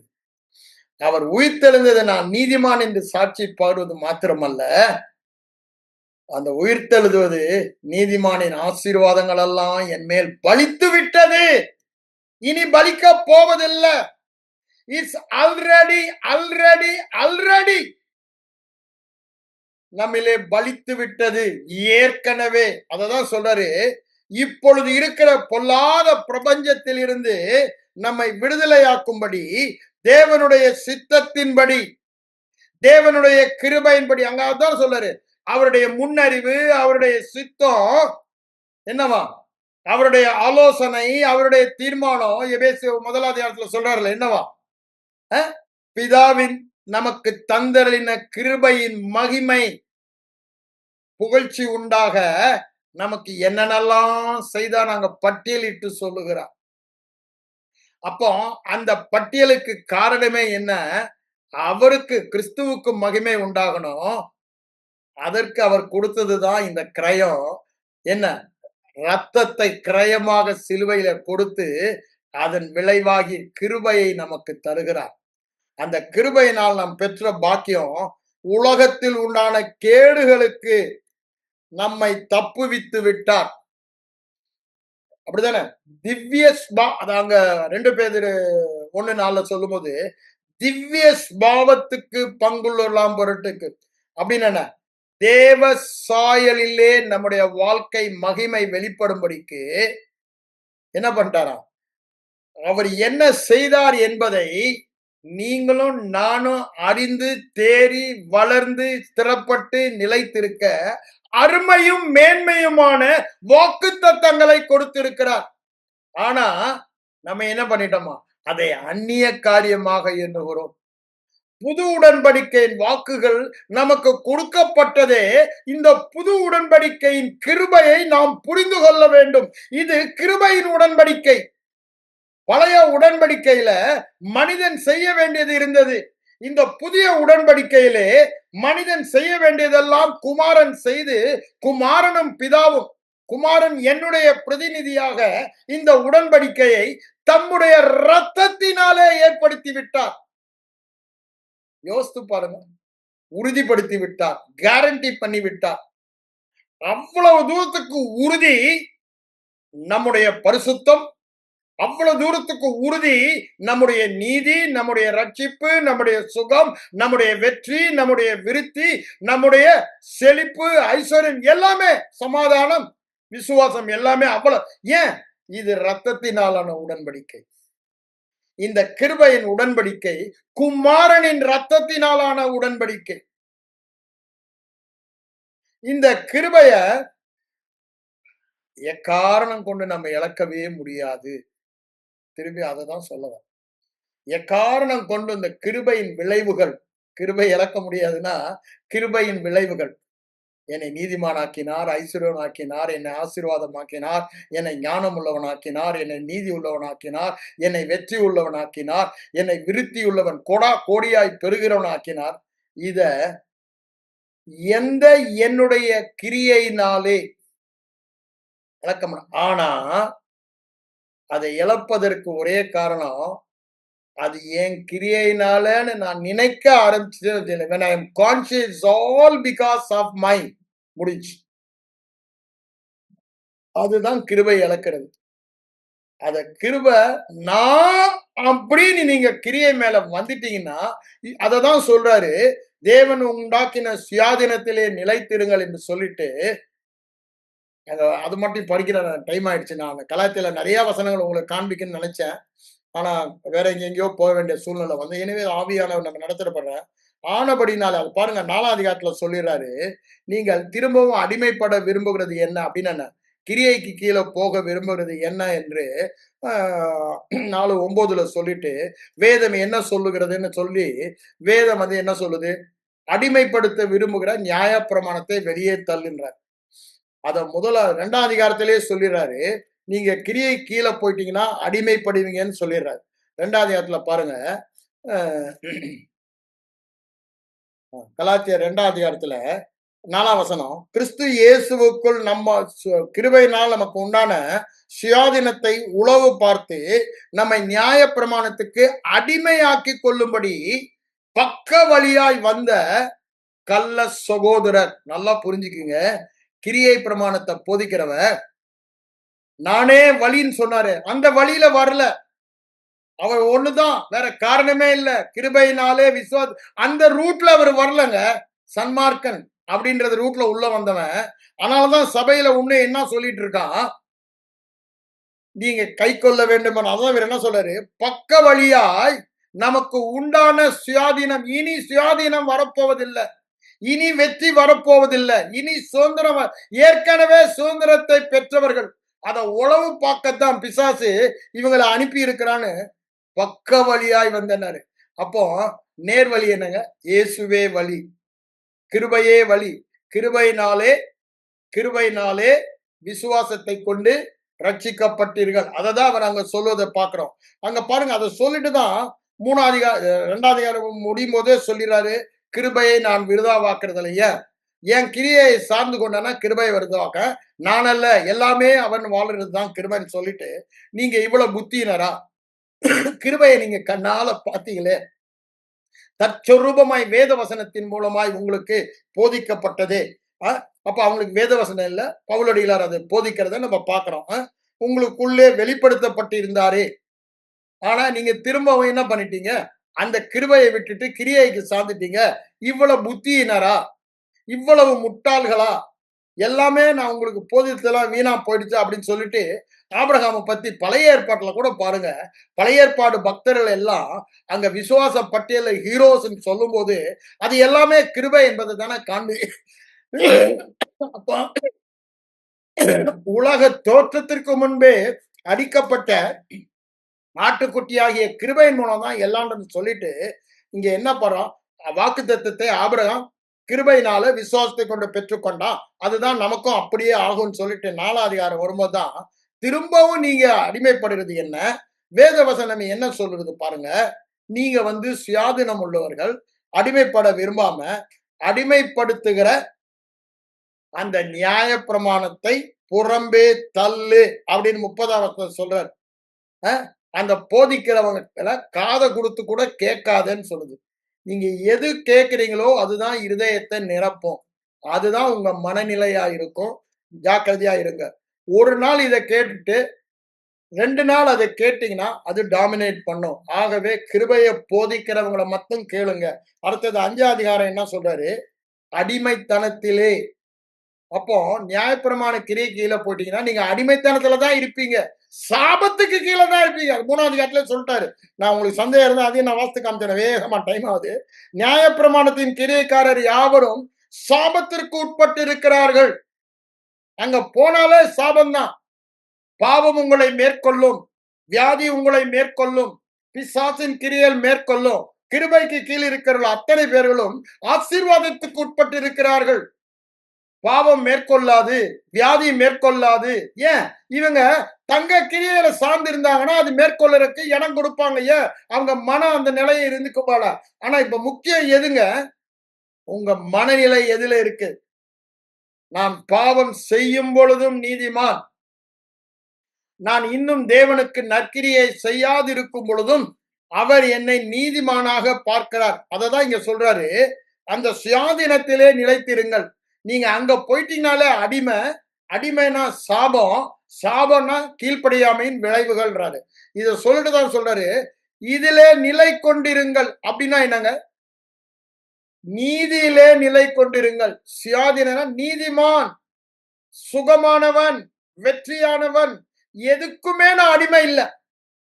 எந்த ஒரு காரியத்துக்கும் நான் அடிமை இல்ல. கிறிஸ்து எனக்கு உண்டாக்கின வெற்றி. சுயாதீனத்திலே ஆவியானவர் எனக்குள்ளே வந்து விட்டார். அவர் எனக்குள்ளே இருக்கிறபடியினால் எல்லா பகுதியிலும் எனக்கு விடுதலை. கிருபையின் ஆவியானவர். அததான் இங்க என்ன சொல்றாரு? ஆவியானவர் எங்கு உண்டோ அங்கு வெற்றி உண்டு. அது இங்க என்ன சொல்றாரு பாருங்க. இந்த சுயாதீனத்துல நான் வெற்றியா இருக்கிறேன், சுகமாய் இருக்கிறேன், நீதியாய் இருக்கிறேன், பரிசுத்தமாய் இருக்கிறேன், வெற்றியாய் நீதியாய் இருக்கிறேன் என்பதுல நிலை கொண்டிருங்கள். அததான் சொல்றாரு, கிருபையிலே ஸ்திரப்படுங்கள். கிருபையிலே இதுதான் அது வேற வார்த்தையில சொல்றாரு. கிருபையிலே ஸ்திரப்படுங்கள், கிருபையை தழுவிக் கொள்ளுங்கள், கிருபையிலே உறுதியாயிருங்கள், கிருபையிலே நிலைத்திருங்கள், கிருபையிலே பலப்படுங்கள். அததான் இங்க சொல்றாரு. கிருபையை பற்றி கொள்ள கடவும். அததான் இங்க சொல்றாரு. அதை சொல்லிட்டு நீங்க உங்க கிரியையினால ஒரு பைசா பிரயோஜனம் இல்லைன்னு சொல்லிட்டு என்ன சொல்றாரு பாருங்க. நீங்க கிரியைக்கு போட்டீங்கன்னா ஒண்ணு இல்லைங்க, எல்லாவற்றையுமே நிறைவேற்றணும். அது ஒருத்தனால முடியாது. அதனால என்ன சொல்றேன், நியாய பிரமாணத்தினாலே, கிரியையினாலே நீங்க தேவனை பிரியப்படுத்த, ஆசீர்வாதத்தை பெற நீதிமானாக விரும்புகிற யாவரும் கிறிஸ்துவை விட்டே பிரிந்து கிருபையை விட்டு விழுந்தீர்கள் என்று சொல்லுகிறார். நீங்க பாவம் செய்துட்டீங்க, ஆகவே கிறிஸ்துவை விட்டு பிரிந்து கிருபையிலிருந்து விழுந்தீங்கன்னு சொல்லல. அப்ப ஜஸ்ட் ஆப்போசிட் என்னங்க? நான் பாவம் செய்தாலும் கிறிஸ்துவை விட்டு என்னை பிரிக்க முடியாது, கிருபையிலிருந்து நான் விழ முடியாது. ஏன்? அந்த பாவத்தின் வல்லமையை விட கிருபையின் வல்லமை அவ்வளவு பெரியது. ஏன்? அந்த பாவத்தின் வல்லமையே முழுங்கினது கிருபையின் வல்லமை. பகையாய் இருந்த பாவ சுகரை தகர்த்து போட்டது கிறிஸ்து சிலுவையில் செய்து முடித்த கிருபை. அததான் இங்க சொல்றாரு பாருங்க. மறுபடியும் உங்களுக்கு சாட்சி சொல்லுகிறேன், நியாயப்பிரமாணத்தின் நீதிமானாக விரும்புகிற யாவரும் கிறிஸ்துவை விட்டு பிரிந்து கிருபை நின்று விழுந்தீர்கள். இதுதான் இதுதான் அவர் ரொம்ப தெளிவா சொல்றாரு. எந்த கிரியை பிரமாணத்துல வந்தவன் போதித்தாலும் அவன் சபிக்கப்பட்டவன். இந்த கிருபையில ஒரு கிரியை நீ சேர்த்துட்டா கூட அது கலப்பட சுவிசேஷம். அப்படி ஒரு சுவிசேஷமே கிடையாது. நான் பெற்ற சுவிசேஷம் 100% கிருபையின் சுவிசேஷம். அதை டைரக்டா கிறிஸ்துவானவரே எனக்கு வெளிப்படுத்தினாரு.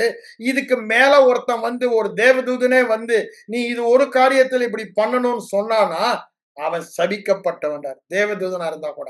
யார் 2 தடவை சொல்லிடுறாரு 7, 8 வசனங்கள். அதை சொல்லிட்டு தான் அப்படியே வரிசையா இங்க வரும்போது 5ஆம் வசனம் வரும்போது என்ன சொல்றாரு பாருங்க. உங்கள் கலக்கிறவர்கள், கிரியை வேணும்னு சொல்றவன் உங்களை கலக்கிறான்.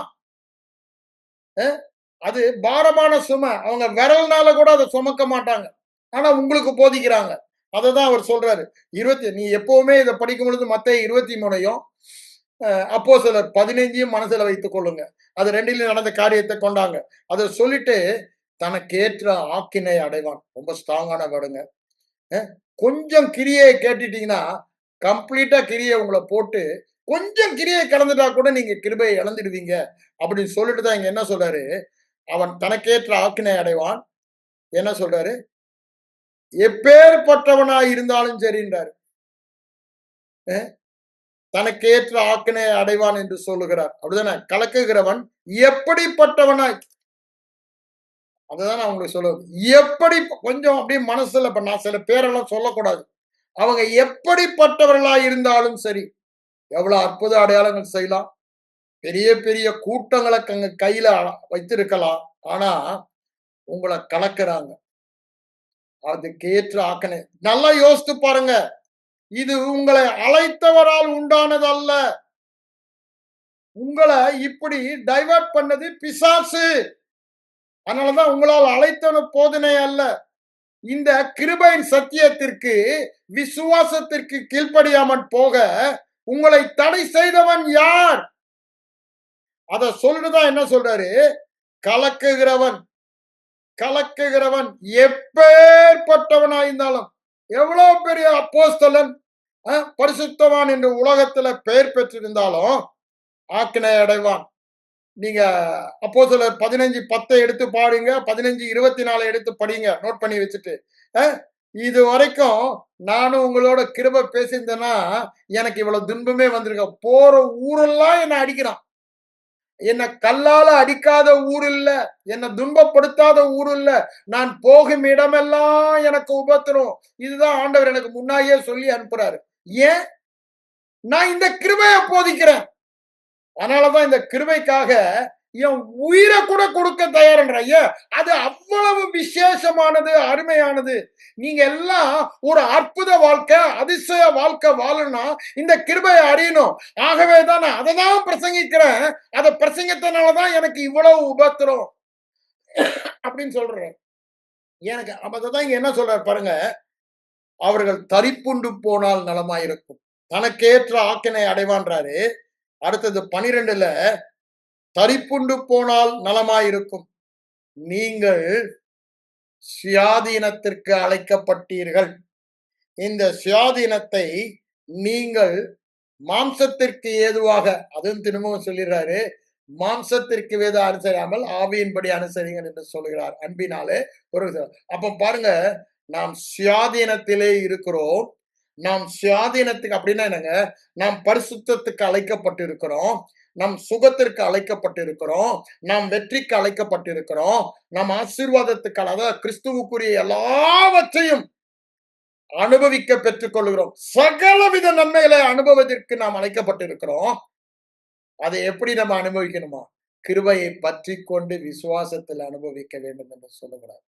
நாம் சுயாதீனத்திற்கு அழைக்கப்பட்டிருக்கிறோம். அந்த சுயாதீனத்திலே நிலைத்திருங்கள், அந்த வெற்றியிலே நிலைத்திருங்கள். நீங்க வெற்றி அடையணும்னு முயற்சி இல்ல. Already you are a victor. You start your running race from the victory post. வெற்றி கொடியை பெடுத்த பிறகுதான் நீங்க உங்க ரன்னிங்கே ஆரம்பிக்கிறீங்க. அப்போ நான் ஆல்ரெடி ஜெயித்தவன்றதுதான் ஓடுறீங்க. நான் சுகமானவன்றதான் ஓடுறீங்க. நான் பரிசுத்தமானதான் கிறிஸ்தவ வாழ்க்கை. நான் பரிசுத்தத்தை பிடிக்க போறதில்ல. நான் போய் நீதியை பிடிக்க போறதில்ல. நான் போய் தேவன் கொடுக்கிற பரிபூர்ணத்தை பிடிக்க போறதில்ல. ஏற்கனவே பரிபூர்ணமா இருக்கிறேன் தான் என் ஓட்டத்தை ஆரம்பிக்கிறேன். அதுலதான் என்ன துவக்கிறாரு, அதுலதான் என்ன நிறைவாக்குகிறாரு. இயேசு கிருபை தான். துவக்குகிறவரும் முடிக்கிறவரும் கிருபையாகி இயேசு தான். அப்போ என்னுடைய மனநிலை என்ன? நான் ஆசையாய் தொடர்வது என்ன? நான் ஏதோ செஞ்சு சாதிக்க போறேன்னா ஒண்ணுமே இல்ல. எல்லாமே அவர் செய்து என்னை சாதனையாளனாக மாற்றிவிட்டார். நான் சாதனையாளன், வெற்றியாளன். ஏன்? அவர் செய்தது, அவர் எனக்கு இலவசமாய் கொடுத்த சம்பூரண கிருபை. அதுதான் சொல்றாரு, அந்த கிருபையை சகலவித ஞானத்தோடும் புத்தியோடும் நம்மிடத்தில் பெருக பண்ணினார். கிருபை பெருகின இடத்தில் பாவம் காணப்படாத சொல்றாரு ரோமர் 5:20. நியாயப்பிரமாணம் மூலமா பாவம் வந்தது, பாவத்துக்கு உயிர் கொடுத்தது, பாவத்திற்கு சமயம் கொடுத்தது, பாவத்திற்கு பலன் கொடுத்தது. ஆனா கிருபை வந்தபோது அது அப்படியே முழுகி போட்டது. அப்படிதானே? ஏன்? இது ஹைப்பர் பெருசியா. அப்படிதானே? பாவம் பெருகின இடத்தில் கிருபை டிஸ்ப்ரப்போர்ஷனட்டா பெருகிற்று. அப்போ நீங்க எது மேல, அது மேல ஏன் கண்ணை வைக்கிறீங்க? கண்ணை வைக்க வேண்டியதெல்லாம் அதை விட மிக பெரியதை நாம் பெற்றிருக்கிறோம். அதுக்கு முன்னாடி பாவம் ஒண்ணுமே இல்ல, வியாதி ஒண்ணுமே இல்ல, கீழ்ப்படியாமையின் விளைவுகள் ஒண்ணுமே இல்ல. அததான் அங்க சொல்றாரு. அவருடைய சம்பூரணத்தினால் நாம் கிருபை மேல கிருபை மேல கிருபை மேல கிருபை மேல கிருபை பெற்றோம், பெறப்போவதில்லை. அந்த கிருபை பெற்றோம் என்பதில் நிலைத்திருங்கள். அப்படிதானே? கிருபையை பற்றி கொள்ளுங்கள், தழுவி கொள்ளுங்கள், கிருபையில் நிலைத்திருங்கள், கிருபையில் வளருங்கள். அப்படிதானே சொல்றாரு. கிருபையில் இன்க்ரீஸ் பண்ணுங்கன்னு கூட சொல்றாரு. 2 கொரிந்தியர் 8ல சொல்லும் பொழுது அதுல இன்க்ரீஸ், கிருபையிலே வளருங்கள் தான் சொல்றாங்க. இன்க்ரீஸ் இங்கிலீஷ்ல, நாட் growing, இன்க்ரீஸ். அப்ப பாருங்க, it's all growing, increasing, all in the knowledge. அறிகிற அறிவினாலே. அது ஏற்கனவே எனக்கு என்ன கொடுக்கப்பட்டது? அவரை அறிகிற அறிவினாலே. கிருபையில் அறிகிற அறிவில் நாம் வளருகிறோம். கிருபையில் அறிகிற அறிவுனா எனக்கு கொடுக்கப்பட்ட வெற்றி, எனக்கு கொடுக்கப்பட்ட சுகம், எனக்கு கொடுக்க எல்லாமே சம்பூரணம். ஒரே பலியினாலே என்றென்றுமாய் நம்மை பூரணமாக்கி விட்டார். அதுதாங்க கிருபை. எவ்வளவு வேணும் தகுதி இல்ல. யோசித்து பாருங்க. மூத்த குமாரன் இளைய குமாரன் எவ்வளவு வேணும் தகுதி இல்லை, எல்லாவற்றையும் அவனுக்கு கொடுக்கிறார். அதேதான் நாமும் எவ்வளவு வேணும், அதுதாங்க கிருபை. அவருக்கு சொந்தமானதெல்லாம் எனக்கு சொந்தம். அது யோசித்து பாருங்க, எவ்வளவு பெரிய கிருபை. அவரை பற்றிய உண்மையெல்லாம் என்னை பற்றிய உண்மை. அவரோடு நான் உடன் சுதந்திரன். சர்வத்துக்கும் சுதந்திரவாளியோடு நான் உடன் சுதந்திரன். அது பேர் தாங்க கிருபை. நல்லா புரிந்து கொள்ளுங்க. புதிய உடன்படிக்கையில நிருபங்கள்ல படிக்க படிக்க, விசேஷமாக ரோமன் நிருபம், கலாத்திய நிருபம், கொரிந்திய நிருபம், எபேசிய நிருபம் எல்லாமே படிக்க படிக்க இந்த கிருபைய அழகா அவர் சொல்லுவார். கொரிந்தியர்ல 2 கொரிந்தியர்ல ரொம்ப அழகா சொல்றாரு. அப்படிதானே? முதல்ல சொல்லிடுறாரு வாக்கு தத்தங்கள்லாம் ஆமானா அது கிருபனாலன்றாரு. 2ல எல்லாமே வெற்றி சிறக்கணும். அப்படியே வரிசையா சொல்லிக்கிட்டே போறாரு. 3ல இந்த கிருபை தான் நம்மளை எல்லா காரியத்துக்கும் தகுதிப்படுத்திருச்சு, எல்லாவற்றையும் சுதந்திரிப்பதற்கு விசுவாசம் சொல்றாரு. 4ல வரும்போதுதான் நான் சொன்னேன்ல, அந்த கிருபைக்கு மகிமைக்கு புகழ்ச்சி உண்டாக கிருபை பெறுகிறதுன்னு சொல்லிட்டு, விசுவாசித்தான் ஆகையால் பேசுகிற இந்த கிருபையை நான் பார்க்க முடியாது, காணப்படாத கிருபையை பார்த்து அவைகளையே பேசுகிறேன். அப்படியே வரிசையை சொல்லிக்கொண்டே போகிறார் ஒவ்வொரு அதிகாரத்துல. நல்லா யோசித்து பாருங்க. அவர் சொல்றது தவறுமா? அந்த கிருபையை சகல ஞானத்தோடும் விவேகத்தோடும் நம்மிடத்தில் பெருக பண்ணினார். அப்போ பாவம் பெருக முடியுமா? வியாதி பெருக முடியுமா?